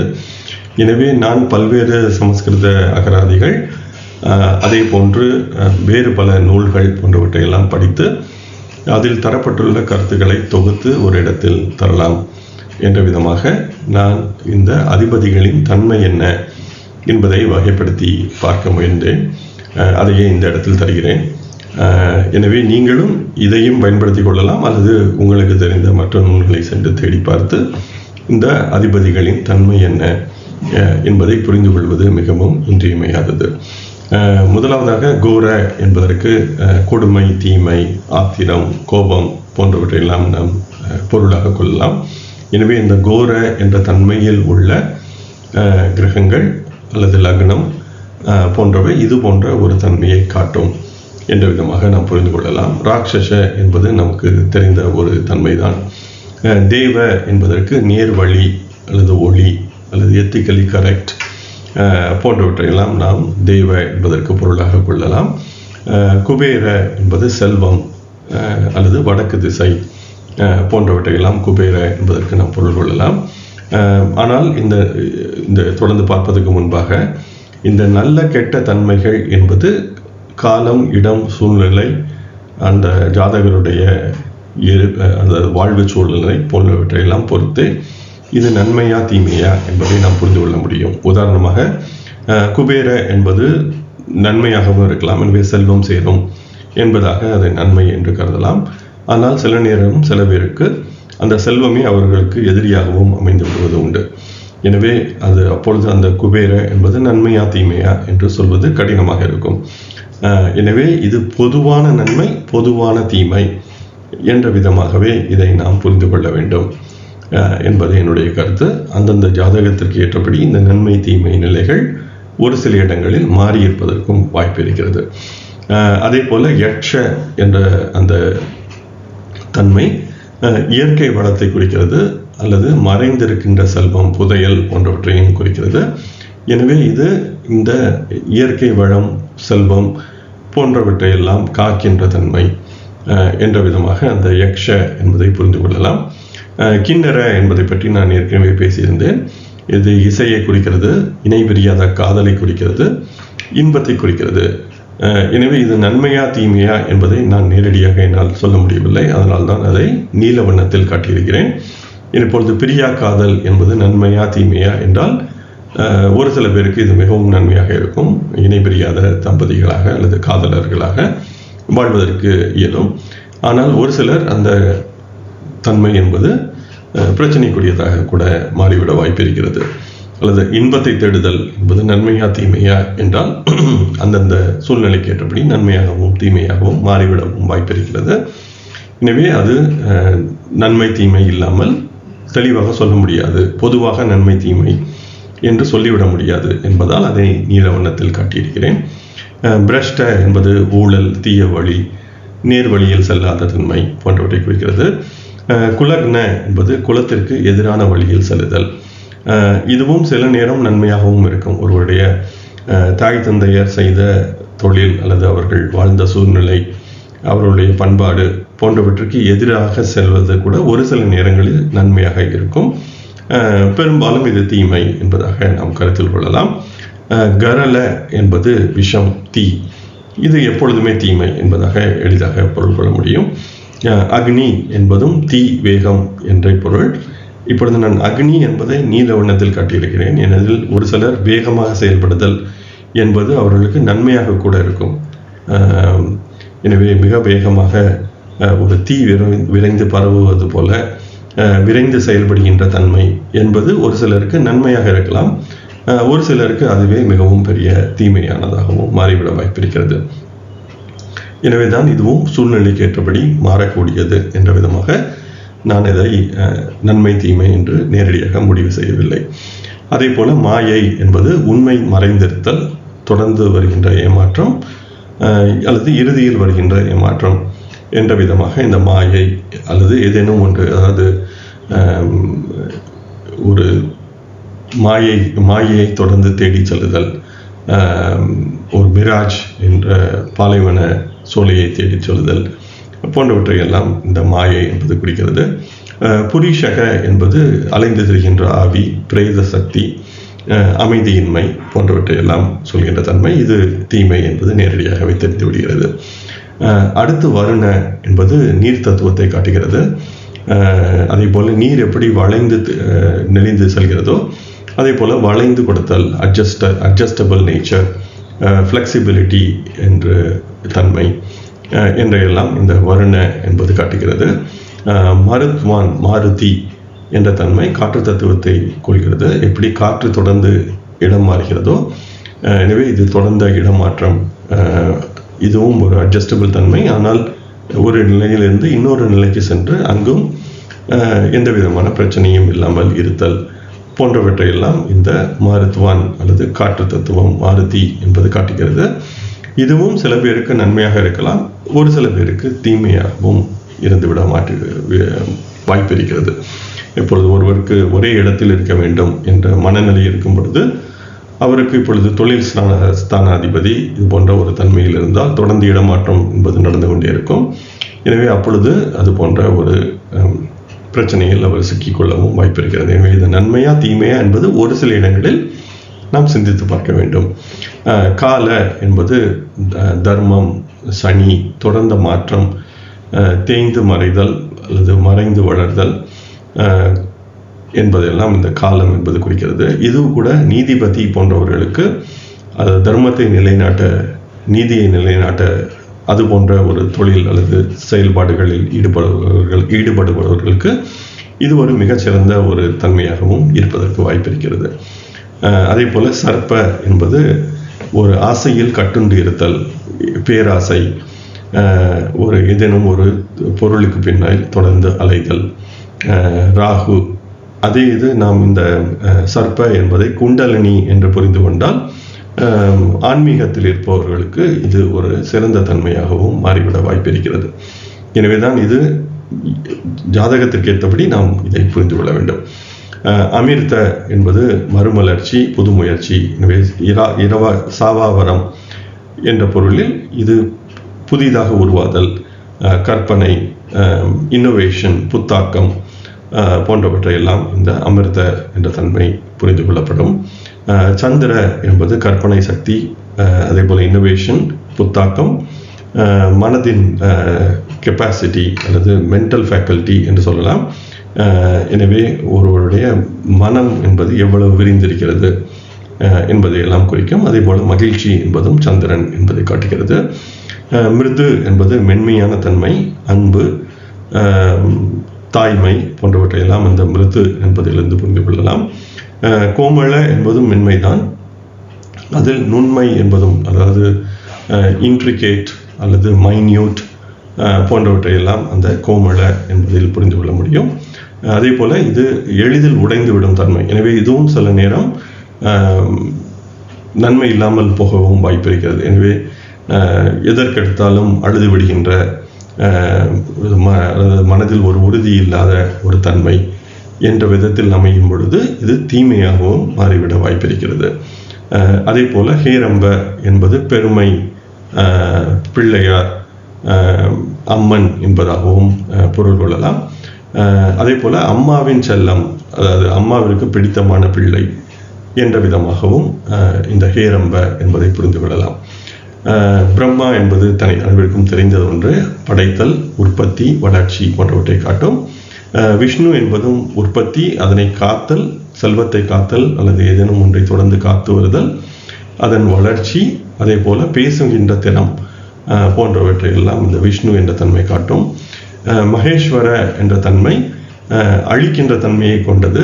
எனவே ஏதேனும் ஒன்றை அழித்து புதிதாக ஒன்றை உருவாக்குதல் போன்றவற்றை சுட்டும்.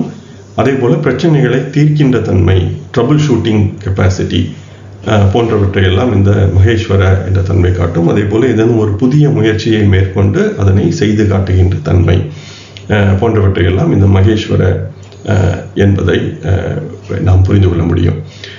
தொடர்ந்து தேவ என்பதை நாம் ஏற்கனவே பார்த்துவிட்டோம். ஆருத்ர அல்லது இந்த சிவனின் தன்மையான ருத்ராவின் தன்மையை என்று பார்க்கும் பொழுது இது ஈரம் என்ற தன்மையையும் காட்டுகிறது. அதாவது ஒருவருக்கு மனதில் ஈரம் இருக்கிறது என்பதையும் அந்த ஆருத்ர என்பது சொல்கிறது. அதே போல் சக்தி, ஒருவருக்கு இருக்கின்ற கெப்பாசிட்டி, ஆதிக்கம், கண்ட்ரோல், செல்ஃப் கண்ட்ரோல் என்று சொல்லலாம்.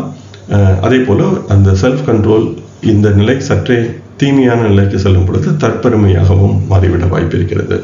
செல்ஃப் போஸ்டிங், தன்னைத்தானே புகழ்ந்து கொள்ளுதல் போன்றவற்றையெல்லாம் இந்த ஆருத்ர என்ற தன்மை சொல்லலாம். தீமையாக மாறிவிடும் பொழுது கலிநாச என்பது துன்பங்கள் அழிதல் என்பதை ஒரு விதமான புரிதல், அல்லது அந்த துன்பத்தால் வருகின்ற நாசம் என்று புரிந்து கொண்டால் அது தீமை என்றும் புரிந்து கொள்ளலாம். எனவே இது எப்படி நாம் இதை மொழிபெயர்க்கிறோம்? துன்பங்கள் தீருதுகள் என்று புரிந்தால் இது நன்மை, அந்த துன்பங்களால் வருகின்ற தீமை என்று புரிந்து கொண்டால் இது தீமை. எனவே இதுவும் நீலவண்ணத்தில் எழுதியிருப்பதை சிறப்பு, நான் இங்கு பச்சையில் எழுதியிருக்கிறேன். அடுத்து ஷிதீஷ என்று சொல்லும் பொழுது இது தொடுவானம், ஹரைசன் என்று பார்த்தோம். எனவே தொடுவானம் என்பது உதயமாகவும் இருக்கும், அதே நேரம் மறைவும் அங்குதான் நடக்கும். எனவே இப்போ சூரியன் உதிக்கிறது என்றாலும் அது தொடுவானத்தில் உதிக்கும், சூரியன் மறைகிறது என்றாலும் அதே தொடுவானத்தில் தான் மறையும். எனவே இது ஒன்று மறைந்து இன்னொன்று உருவாதல், அல்லது ஒன்றிலிருந்து ஒன்று மாற்றம், புதிய வாய்ப்பு அல்லது புதிய துவக்கம் என்பதாக இந்த ஷிதீஷ என்பதை புரிந்து கொள்ளலாம். அதே போல இதற்கு நிலங்களின் அதிபதி, நிலத்தின் அதிபதி என்பதாகவும் இந்த ஷிதீஷ என்பதை புரிந்து கொள்ளலாம். கமலாகர என்றால் தாமரையிலிருந்து உருவானவர், தாமரையை உருவாக்குபவர். தாமரையை உருவாக்குபவர் என்று புரிந்து கொண்டால் விஷ்ணு, தாமரையில் இருந்து உருவானவர் என்று புரிந்து கொண்டால் அது பிரம்மா.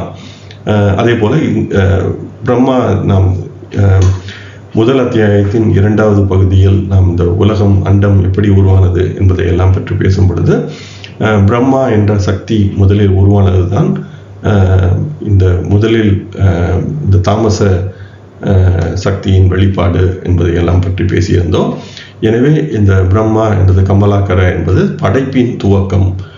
எனவே இது வளர்ச்சியை நோக்கி இதேனும் புதிதாக ஒன்று உருவாவது போன்றவற்றை எல்லாம் சுட்டுகிறது என்ற விதமாக இதை புரிந்து கொள்ளலாம். தொடர்ந்து குலிக என்பது சனியின் பிள்ளை, இது தீமை. மிருத்யு என்பது செவ்வாயின் பிள்ளை, தீமை. கால என்பது சூரியனின் பிள்ளை, இதுவும் தீமை.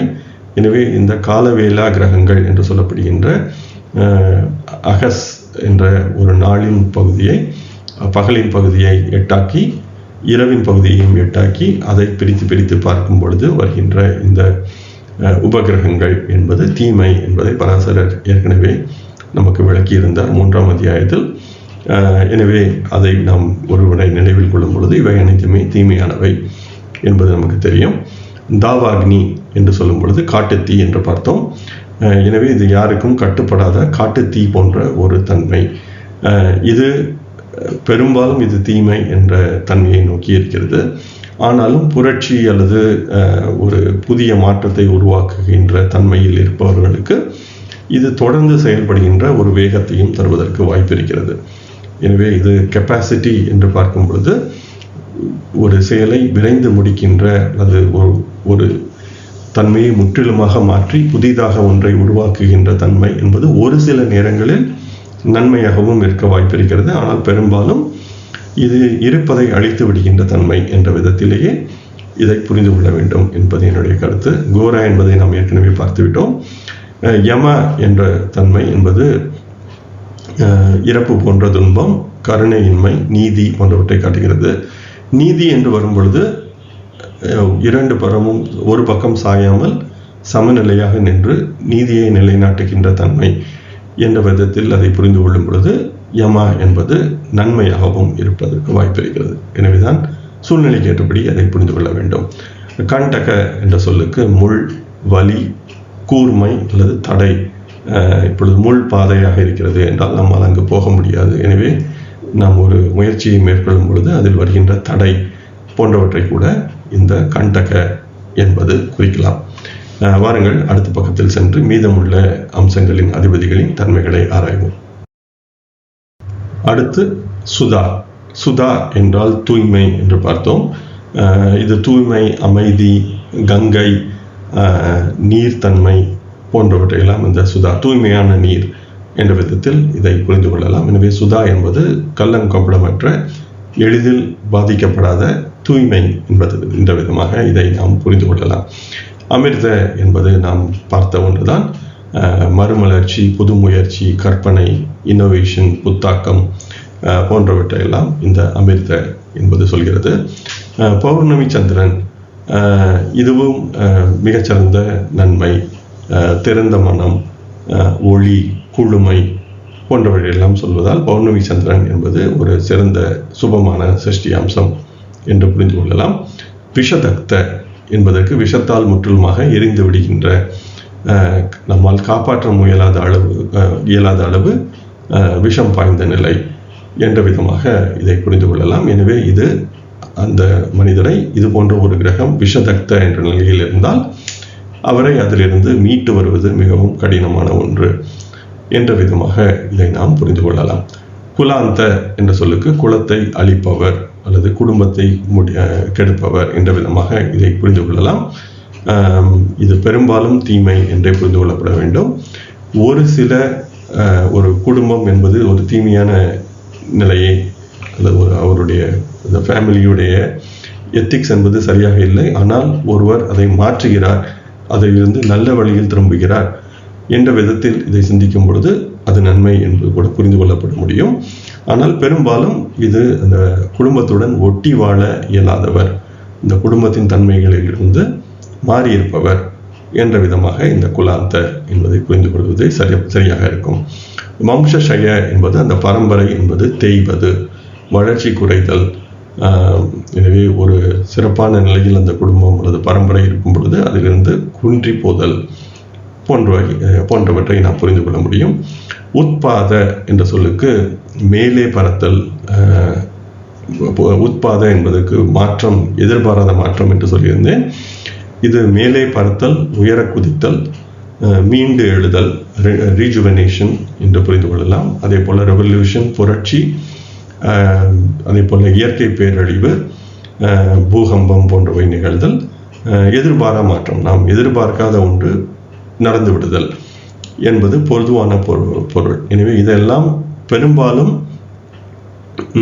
தீமையாகவே இருக்கின்றது.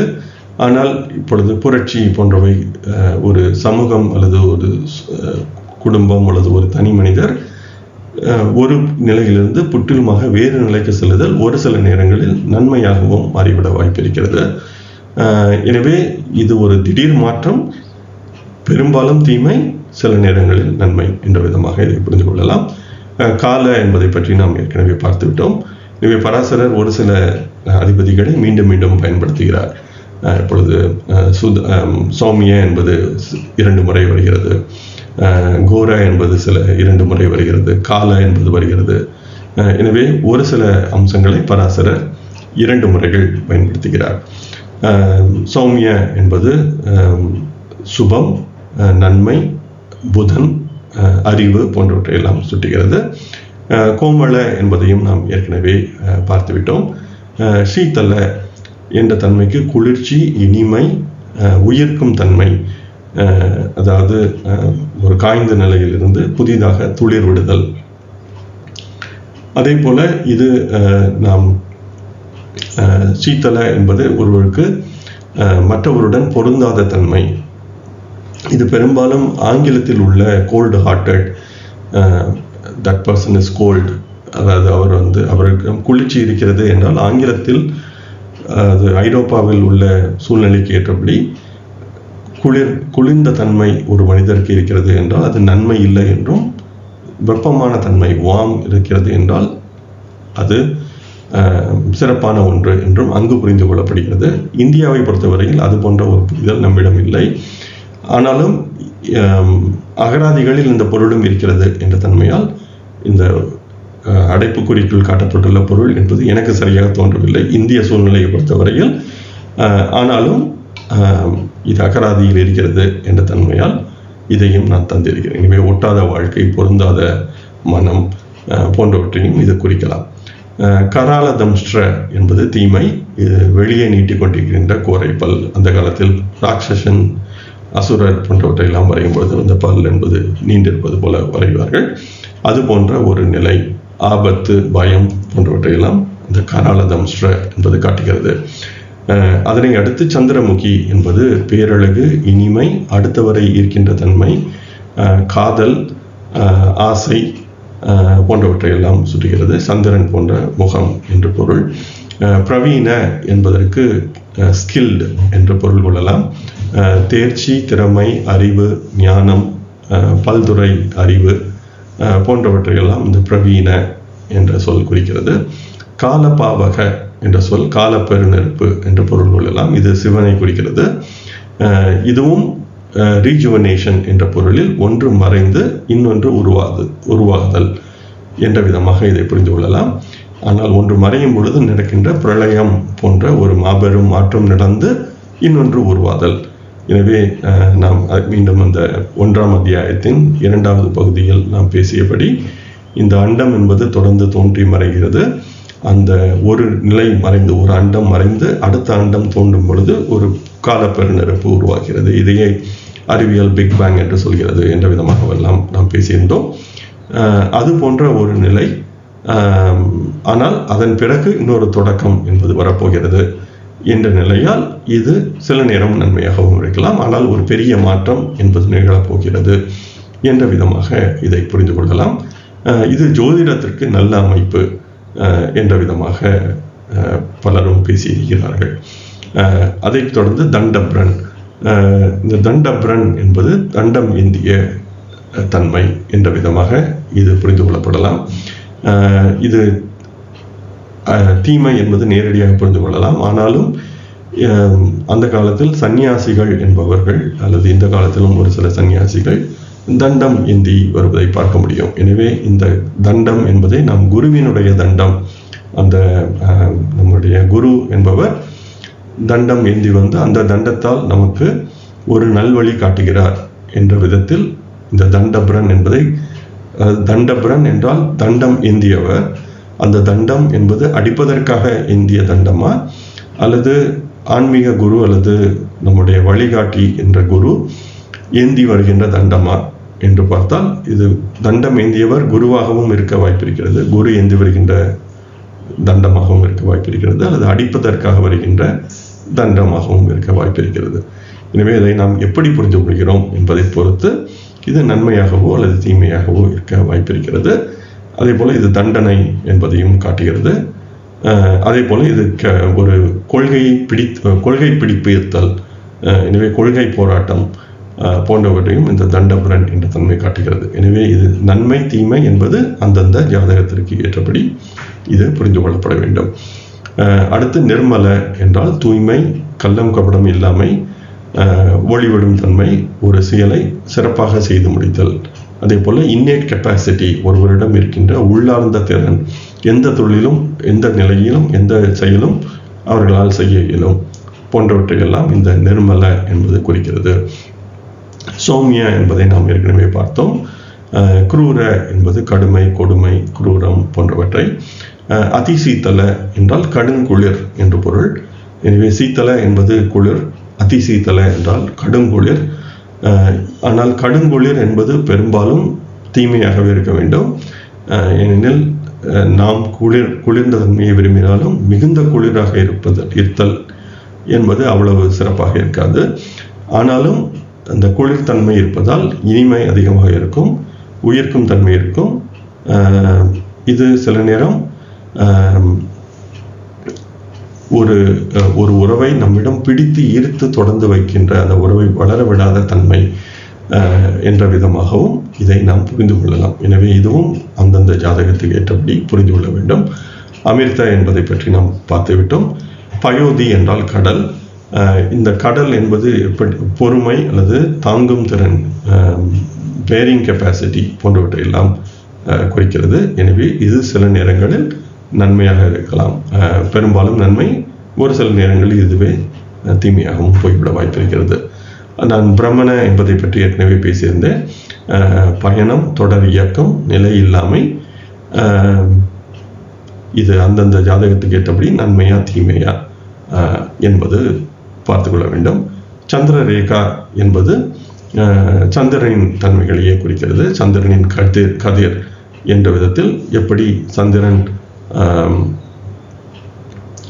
குளிர்ந்த தன்மையை, நாம் சந்திரன் என்பதற்கு எப்படி பொருள் பார்த்தோமோ அதே பொருளை சந்திர ரேகா என்பதற்கும் நாம் பார்த்து கொள்ளலாம். எப்பொழுதும் செய்வது போல நாம் பார்த்த அந்த எடுத்துக்காட்டு ஜாதகத்திற்கு சஷ்டி அம்சத்தை கணக்கிட்டு பார்ப்போம். மற்ற வர்க்கங்களுக்கு தந்தது போல அந்த அட்டவணையை இதே பக்கத்தில் என்னால் கொண்டு வர முடியவில்லை, இடம் பற்றாத காரணத்தால். எனவே 2 அட்டவணைகளை சேர்க்க வேண்டும். எனவே நீங்கள் சென்ற பக்கத்தில் தரப்பட்டுள்ள அந்த அட்டவணைகளை பார்த்து அதனை ஸ்கிரீன்ஷாட் எடுத்து வைத்துக் கொண்டு விட்டால் இந்த ஜாதகத்திற்கு அதிபதிகள் போன்றவற்றை கணக்கிடுவது மிகவும் எளிதாக இருக்கும். இப்பொழுது இந்த அம்சத்தில் அம்சங்களை கணக்கிடுவதற்காக நீங்கள் மனக்கணக்காகவும் செய்யலாம், அல்லது அந்த அட்டவணையை பார்த்தும் எந்த அம்சத்தில் இருக்கிறது என்பதை நீங்கள் கணக்கிட்டு கொள்ள முடியும். நான் இப்பொழுது மனக்கணக்காக செய்ய போகிறேன். நீங்கள் விரும்பினால் அந்த அட்டவணையை பார்த்தும் செய்து கொள்ளலாம். இப்பொழுது மனக்கணக்காக எப்படி செய்வது என்பதை நான் விளக்கப் போகிறேன். முதலில் நாம் லக்னம் என்பதை எடுத்துக்கொள்வோம். 20 பாகை 7 கலை என்பதாக வருகிறது. பராசரர் இந்த கோணத்தை 2ஆல் பெருக்கி அதனுடன் 1ஐ சேர்க்க சொல்கிறார். எனவே இப்பொழுது 2ஆல் பெருக்கும் பொழுது இப்பொழுது கலை என்பதை எடுத்துக்கொள்ளும் பொழுது மொத்தம் 60 கலைகள் ஒரு பாகைக்கு. 30 கலைக்கும் கூடுதலாக இருந்தால்தான் 2ஆல் பெருக்கும் பொழுது அது 1 என்று 1 அல்லது 1ஐ விட அதிகமாக. இப்பொழுது 30 கலை என்று இருந்தால் 2ஆல் பெருக்கும்போது 60 கலை என்று வரும். எனவே அதை 1 என்று கூட்டிக் கொள்ள முடியும். அல்லது 35 என்று இருந்தால் 70 என்று வரும். எனவே 1ஐ கூட்டிக் கொள்ள முடியும். எனவே 30க்கும் மேலாக கலைகள் இருந்தால் 1 என்பதை சேர்க்க வேண்டும். மனக்கணக்காக செய்யும் பொழுது 30க்கும் குறைவாக இருக்கிறது என்றால் அந்த கலைகளை பற்றிய சிந்தனை என்பது தேவையில்லை. எனவே இப்பொழுது லக்னம் இருப்பது 20 பாகை 7 கலை. கலை என்பது 30க்கும் குறைவாக இருக்கிறது. எனவே கலைகளை கருத்தில் கொள்ள தேவையில்லை. 20 என்பதை 2ஆல் பெருக்க 40, அதனுடன் 1ஐ கூட்ட 41. எனவே லக்னம் என்பது 41ஆம் அம்சத்தில் இருக்கிறது. எனவே 41 என்பதை எங்கிருந்து பார்ப்பது என்றால், நாம் லக்னம் இருப்பது ஒற்றை ராசி என்பதால் தனுசிலிருந்து 41 எண்ண வேண்டும். தனுசிலிருந்து 3 முறை 12 சுற்றி வர விருச்சிகம் வரை 36 முடிந்திருக்கும். எனவே மீதம் இருக்கின்ற 5 என்பதை தனுசிலிருந்து எண்ண லக்னம் இருப்பது மேஷத்தில் என்று நாம் இதை மனக்கணக்காக செய்து கொள்ள முடியும். அதே போல 41ஆம் அதிபதி யார் என்று பார்க்கும் பொழுது அது குலாந்த என்ற குலத்தை அளிக்கின்ற தன்மை என்ற விதத்தில் குலாந்த என்ற தன்மை இருக்கிறது. அடுத்து நாம் சூரியனை எடுத்துக்கொள்ளும் பொழுது 23 48 என்று வருகிறது. இங்கு கலை என்பது 30க்கும் கூடுதலாக இருப்பதால் நாம் கலைகளுக்காக 1 என்பதை சேர்க்க வேண்டும். எனவே 23 என்பதை 2ஆல் பெருக்க 46, கலைகளுக்காக 1, 46உடன் 1 சேர்க்க 47, பராசரர் கூட்ட சொன்ன 1 48. எனவே சூரியன் என்பது 48ஆம் அம்சத்தில் இருக்கிறது. உங்களுக்கு இந்த மனக்கணக்கு என்பது சரியாக புரியவில்லை என்றால் நீங்கள் அந்த அட்டவணையை சென்றும் பார்த்து நேரடியாக கணக்கிட்டுக் கொள்ளலாம். எனவே சூரியன் என்பது 48ஆம் அம்சத்தில் இருக்கிறது. சூரியன் இருப்பது ஒற்றை ராசி என்பதால் நாம் நேரடியாக சூரியன் இருக்கின்ற இடத்திலிருந்து 48 எண்ண வேண்டும். எனவே தனுசிலிருந்து கடிகார சுற்றில் 48 எண்ண சூரியன் என்பது விருச்சிகத்தில் வரும். எனவே சூரியன் இருப்பது விருச்சிகத்தில். 48ஆம் அம்சம் ஒற்றை ராசிகளின் அட்டவணையில் பார்க்கும் பொழுது அது கரால தம்ஸ்ட்ர என்ற பெரிய கோரைப்பொருள் என்ற தன்மையில் இருக்கிறது. அடுத்து சந்திரன். சந்திரன் 7-23, கலைகள் 30ஐ விட குறைவு, கலைகளை விட்டுவிடலாம். எனவே 7 என்பதை 2ஆல் பெருக்க 14, அதனுடன் பராசரர் சொன்ன 1ஐ கூட்ட 15. எனவே சந்திரன் தான் இருக்கும் இடத்திலிருந்து ஒற்றை ராசி என்பதால் 15 எண்ண வேண்டும். மீனம் வரை 12, மேஷம், ரிஷபம், மிதுனம் 3 என்று வர சந்திரன் இருப்பது மிதுனத்தில். அது 15ஆம் அம்சம் என்பதால் அது கால என்ற தன்மையில் இருக்கிறது. அடுத்து செவ்வாய். செவ்வாய் கடகம் என்ற இரட்டை ராசியில் 5-12, 5 பாகை 12 கலை என்பதில் இருக்கிறது. கலை 30க்கும் குறைவு என்பதால் கலைகளை விட்டுவிடலாம். 5 என்பதை 2ஆல் பெருக்க 10, அதனுடன் 1 கூட்ட 11. இப்பொழுது நாம் 11 என்பதை எண்ண வேண்டும். இப்பொழுது 11 என்பதை எங்கிருந்து எண்ணுவது என்றால் அந்த சந்திரன் இருக்கின்ற ராசிக்கு முந்தைய ராசியிலிருந்து எண்ண வேண்டும். எனவே இப்பொழுது நாம் காலச்சக்கர தசை போன்ற விளக்கத்திலும் பேசியிருக்கிறோம். எனவே நேர்வரிசை என்றால் சந்திரன் இருக்கின்ற ராசியிலிருந்து தொடங்கி இப்பொழுது 12 வருகிறது என்றால் சந்திரன் இருக்கின்ற ராசியிலிருந்து எண்ணி வரும் பொழுது சந்திரனில் தொடங்கி அதன் முந்தைய ராசியில் சென்று 12 முடியும். இப்பொழுது மேஷத்தில் சந்திரன் இருக்கிறது என்றால் மேஷத்தில் இருந்து மீனம் வரை சென்று முடியும் ஒற்றை ராசி என்னும் பொழுது. இரட்டை ராசி என்னும் பொழுது மீனத்திலிருந்து துவங்கி மேஷம் வரை செல்ல வேண்டும். எனவே இப்பொழுது கடகத்தில் செவ்வாய் இருக்கிறது என்பதால் அது இரட்டை ராசி என்பதால் மிதுனத்தில் துவங்கி கடகம் வரை வர வேண்டும் எதிர்வரிசையில். எனவே மிதுனத்திலிருந்து கடகம் வரை எதிர்வரிசையில் செல்ல வேண்டும். இப்பொழுது செவ்வாய் இருப்பது 11ஆம் அம்சம். எனவே நாம் மிதுனத்திலிருந்து எதிர்வரிசையில் 11 எண்ணி வர செவ்வாய் இருப்பது சிம்மம் என்பதாக வரும். எனவே இது சற்றே இரட்டைப்படை ராசிகளுக்கு குழப்பமாக வருவதற்கு வாய்ப்பு இருக்கிறது. நீங்கள் அதன் முந்தைய ராசிக்கு சென்று எதிர்வரிசையில் எண்ணி வர வேண்டும், அவ்வளவுதான். எனவே செவ்வாய் கடகத்தில் இருக்கிறது என்பதால் மிதுனத்தில் சென்று எதிர்வரிசையில் கடிகார எதிர்வரிசையில் 11 எண்ணி வர வேண்டும். எனவே செவ்வாய் இருப்பது சிம்மத்தில் என்று நாம் பொருள் கொள்ளலாம். அது 11 என்பதால் அது பிரவீன என்ற திறமை, அறிவாளி, திறமை, டேலண்டட், ஸ்கில்டு என்ற தன்மையில் இருக்கிறது லக்னாதிபதி என்ற விதமாக புரிந்து கொள்ளலாம். தொடர்ந்து புதன் 5, 15 கலை என்பது 30க்கும் குறைவாக இருக்கிறது. எனவே அதை விட்டுவிடலாம். 5ஐ 2ஆல் பெருக்க 10, கூடுதலாக 1 சேர்க்க 11. எனவே புதன் இருக்கின்ற இடத்தில் அது ஒற்றை ராசி என்பதால் நேரடியாக 11 எண்ணி வர வேண்டும். எனவே புதன் இருப்பது துலாமில் என்று நேரடியாக எழுதிவிடலாம். அது மாயை என்ற தன்மையில் இருக்கிறது. 11 ஒற்றை ராசிக்கு அந்த அதிபதிகளில் 11 மாயை என்பதாக இருக்கும் அந்த அட்டவணையில். அடுத்து குரு 18 பாகை 20 கலை. 20 என்பது 30க்கும் குறைவாக இருப்பதால் கலைகளை விட்டுவிடலாம். 18 என்பது 2ஆல் பெருக்க 36, கூடுதலாக 1 சேர்க்க 37. எனவே குரு 37ஆம் அம்சத்தில் இருக்கிறது. 37ஆம் அம்சத்திற்கான இரட்டை ராசிக்கான அட்டவணையை சென்று பார்க்கும் பொழுது அது மகேஸ்வர என்ற தன்மையில் இருக்கிறது. ஆனால் இப்போது குருவை எங்கு சென்று எழுதுவது? எனவே அது இரட்டை ராசியில் இருக்கிறது என்றால் அதன் முந்தைய ராசியிலிருந்து எதிர்வரிசையில் 37 எண்ண வேண்டும்.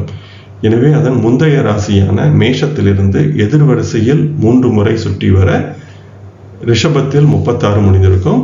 எனவே கூடுதலாக 1 சேர்க்க குரு இருப்பது மேஷத்தில் இருக்கிறது. மீண்டும் ஒரு முறை சொல்கிறேன், குரு இருப்பது இரட்டை ராசியில் 37 எண்ண வேண்டும். இரட்டை ராசி என்பதால் கடிகார சுற்றின் எதிரில் செல்ல வேண்டும். எனவே குருவின் முந்தைய ராசியான மேஷத்திற்கு சென்று எதிர்வரிசையாக மேஷம், மீனம், கும்பம் என்ற வரிசையில் 37 எண்ணி வர வேண்டும். எனவே எதிர்வரிசையில் 3 முறை சுற்றி வர 36 என்பது ரிஷபத்தில் முடியும். எனவே 37 என்பது மேஷம். எனவே இந்த இரட்டை ராசிகளுக்கு மட்டும் சற்றே நீங்கள் சிந்தித்து பார்த்தால் எளிதாக செய்துவிட முடியும். அடுத்து சுக்கிரன் 10, 56. எனவே கலை என்பது 30ஐ விட கூடுதலாக இருப்பதால் கலைக்காக 1 சேர்க்க வேண்டும். எனவே 10ஐ 2ஆல் பெருக்க 20, கலைகளுக்காக 1 சேர்க்க 21, பராசர சொன்ன 1ஐ சேர்க்க 22. எனவே சுக்கிரன் 22ஆம் அம்சத்தில் இருக்கிறது. ஆனால் அது ஒற்றை ராசி என்பதால் நாம் நேரடியாகவே கடிகார சுற்றில் கணக்கிடலாம். சுக்கிரன் இருக்கும் இடமான கும்பத்திலிருந்து மகரம் வரை 12, மீண்டும் 10 என்பதை எண்ண வேண்டும். எனவே கும்பத்திலிருந்து 10 என்பது விருச்சிகம். எனவே சுக்கிரன் இருப்பது விருச்சிகத்தில். எனவே அந்த 22ஆம் அதிபதி ஒற்றை ராசிகளுக்கு பிரம்மா. எனவே சுக்கிரன் பிரம்மா என்ற தன்மையில் இருக்கிறது. அடுத்து சனி 20, 54. 54 என்பது 30ஐ விட கூடுதல். எனவே கலைகளுக்காக 1 சேர்க்க வேண்டும். 20ஐ 2ஆல் பெருக்க 40, கலைகளை கூட்ட 41, கலைகளுக்காக 1 சேர்க்க 41, பராசர சொன்ன 1ஐ கூட்ட 42. எனவே 42ஆம் அம்சத்தில் சனி இருக்கிறது. தான் இருக்கும் இடத்திலிருந்து 42 என்பது என்ன வேண்டும். 36 3 முறை சுற்றி வர மகரத்தில் 36 முடியும். எனவே கும்பத்திலிருந்து 6 எண்ண வேண்டும். எனவே சனி இருப்பது கடகத்தில். எனவே அந்த 46ஆம் அம்சம் என்ன என்று பார்க்கும் பொழுது அது வம்சஷய என்ற தன்மையில் இருக்கிறது. 42ஆம் அம்சம் வம்சஷய, வம்சம் பரம்பரை தேய்தல் என்ற தன்மையில் சனி அங்கு இருக்கிறது என்ற விதமாக புரிந்து கொள்ளலாம். அடுத்து ராகு 6-14, 6 பகை 14 கலை, 14 என்பது 30 விட குறைவு, கலைகளை விட்டு விடலாம். 6ஐ 2ஆல் பெருக்க 12, கூடுதலாக பராசர சொன்ன 1ஐ சேர்க்க 13. எனவே ராகு 13ஆம் அம்சத்தில் இருக்கிறது. 13ஆம் அம்சம் இரட்டை ராசிகளுக்காக, ராகு இருப்பது இரட்டை ராசி என்பதால் அது கராலதம்ஷ்ட என்ற கோரைப்பல் என்ற தன்மையில் இருக்கிறது. இப்பொழுது ராகுவை எங்கு சென்று எழுதுவது என்று பார்த்தால் அதன் முந்தைய ராசியிலிருந்து கடிகார எதிர்வரிசையில் எழுத வேண்டும். எனவே முந்தைய ராசி என்பது கும்பமாகும். கும்பத்திலிருந்து 13 எண்ண வேண்டும். கும்பத்திலிருந்து 12 எண்ண மீனம் வரும். கூடுதலாக 1ஐ சேர்க்க ராகு இருப்பது கும்பத்தில். எனவே ராகுவை நாம் கும்பத்தில் எழுதிவிடலாம். அடுத்து கேது இருப்பதும் 13ஆம் அம்சம் தான். எனவே ராகுவுக்கு எந்த அம்சம் வருகிறதோ அதுவே கேதுவிற்கும் வரும். எனவே 30ஐ விட குறைவான கலைகள். எனவே 6ஐ 2ஆல் பெருக்க 12, கூடுதலாக பராசரர் சொன்ன 1ஐ சேர்க்க 13. எனவே கேதுவிற்கும் 13 எண்ண வேண்டும். ஆனால் எதிர்வரிசையில் எண்ண வேண்டும். எனவே கேதுவிற்கு முந்தைய ராசி என்று பார்க்கும் பொழுது அது சிம்மம். எனவே அந்த சிம்மத்திலிருந்து எதிர்வரிசையில் சிம்மம், கடகம், மிதுனம் என்ற வரிசையில் 13 எண்ண வேண்டும். எனவே சிம்மத்திலிருந்து எதிர்வரிசையில் 12 எண்ண கன்னி. எனவே அதிலிருந்து 1ஐ சேர்க்க கேதுவும் சிம்மத்தில் இருக்கிறது என்ற விதமாக நாம் இதை எழுதி கொள்ள முடியும். எனவே கேதுவும் இருப்பது கராலதம்ஷ்ட என்ற விதமாக இதை புரிந்து கொள்ளலாம். பராசரர் சஷ்டி அம்சத்தை ராசி சக்கரம் போலவே பயன்படுத்த சொல்கிறார். எனவே அதை ஒரு தனிப்பட்ட ஒரு ஜாதக கட்டம் என்ற விதமாகவே நாம் இதை புரிந்து கொள்ளலாம். எனவே லக்னத்தில் குரு என்பது திக்பலமாக மகேஸ்வர என்ற தன்மையில் நல்ல விதமாக இருக்கிறது. ஆனால் லக்னம் என்பது குலாந்த என்ற தன்மையில் இருக்கிறது. ஆனாலும் குரு என்பது அது லக்னம் என்பது காக்கப்படுகிறது என்ற விதமாக புரிந்து கொள்ளலாம். அதே போல லக்னாதிபதி செவ்வாய், அது கேத்து மன்னிக்கும், அது பிரவீன என்ற தன்மையில், திறமை என்ற தன்மையில் சூரியனின் ராசியில் இருக்கிறது. ஆனாலும் அங்கு கேது என்பது கராலதம்ஷ்ட என்ற தன்மையில் சேர்ந்திருப்பது நல்ல அமைப்பு இல்லை. எனவே செவ்வாய் நல்ல நிலைமையில் இருக்கிறது, ஆனால் கேது சேர்ந்திருப்பது நல்ல நிலைமையில் இல்லை என்பதாக பார்க்கலாம். அதே போல 10ஆம் அதிபதி சனி 4இல் இருந்து அந்த 10ஆம் பாவத்தை பார்க்கிறது. ஆனாலும் அது வம்சஷய என்ற தன்மையில் இருப்பதால் இந்த ஜாதகர் தன்னுடைய குடும்பம் செய்கின்ற அந்த தொழிலை செய்யாமல் வேறு விதமான ஒரு அமைப்பில் செல்வார் என்ற விதமாக நாம் பல்வேறு விதமாக இந்த ஜாதகத்தை ஆராய முடியும். இது ஒரு உண்மையான ஜாதகம் இல்லை.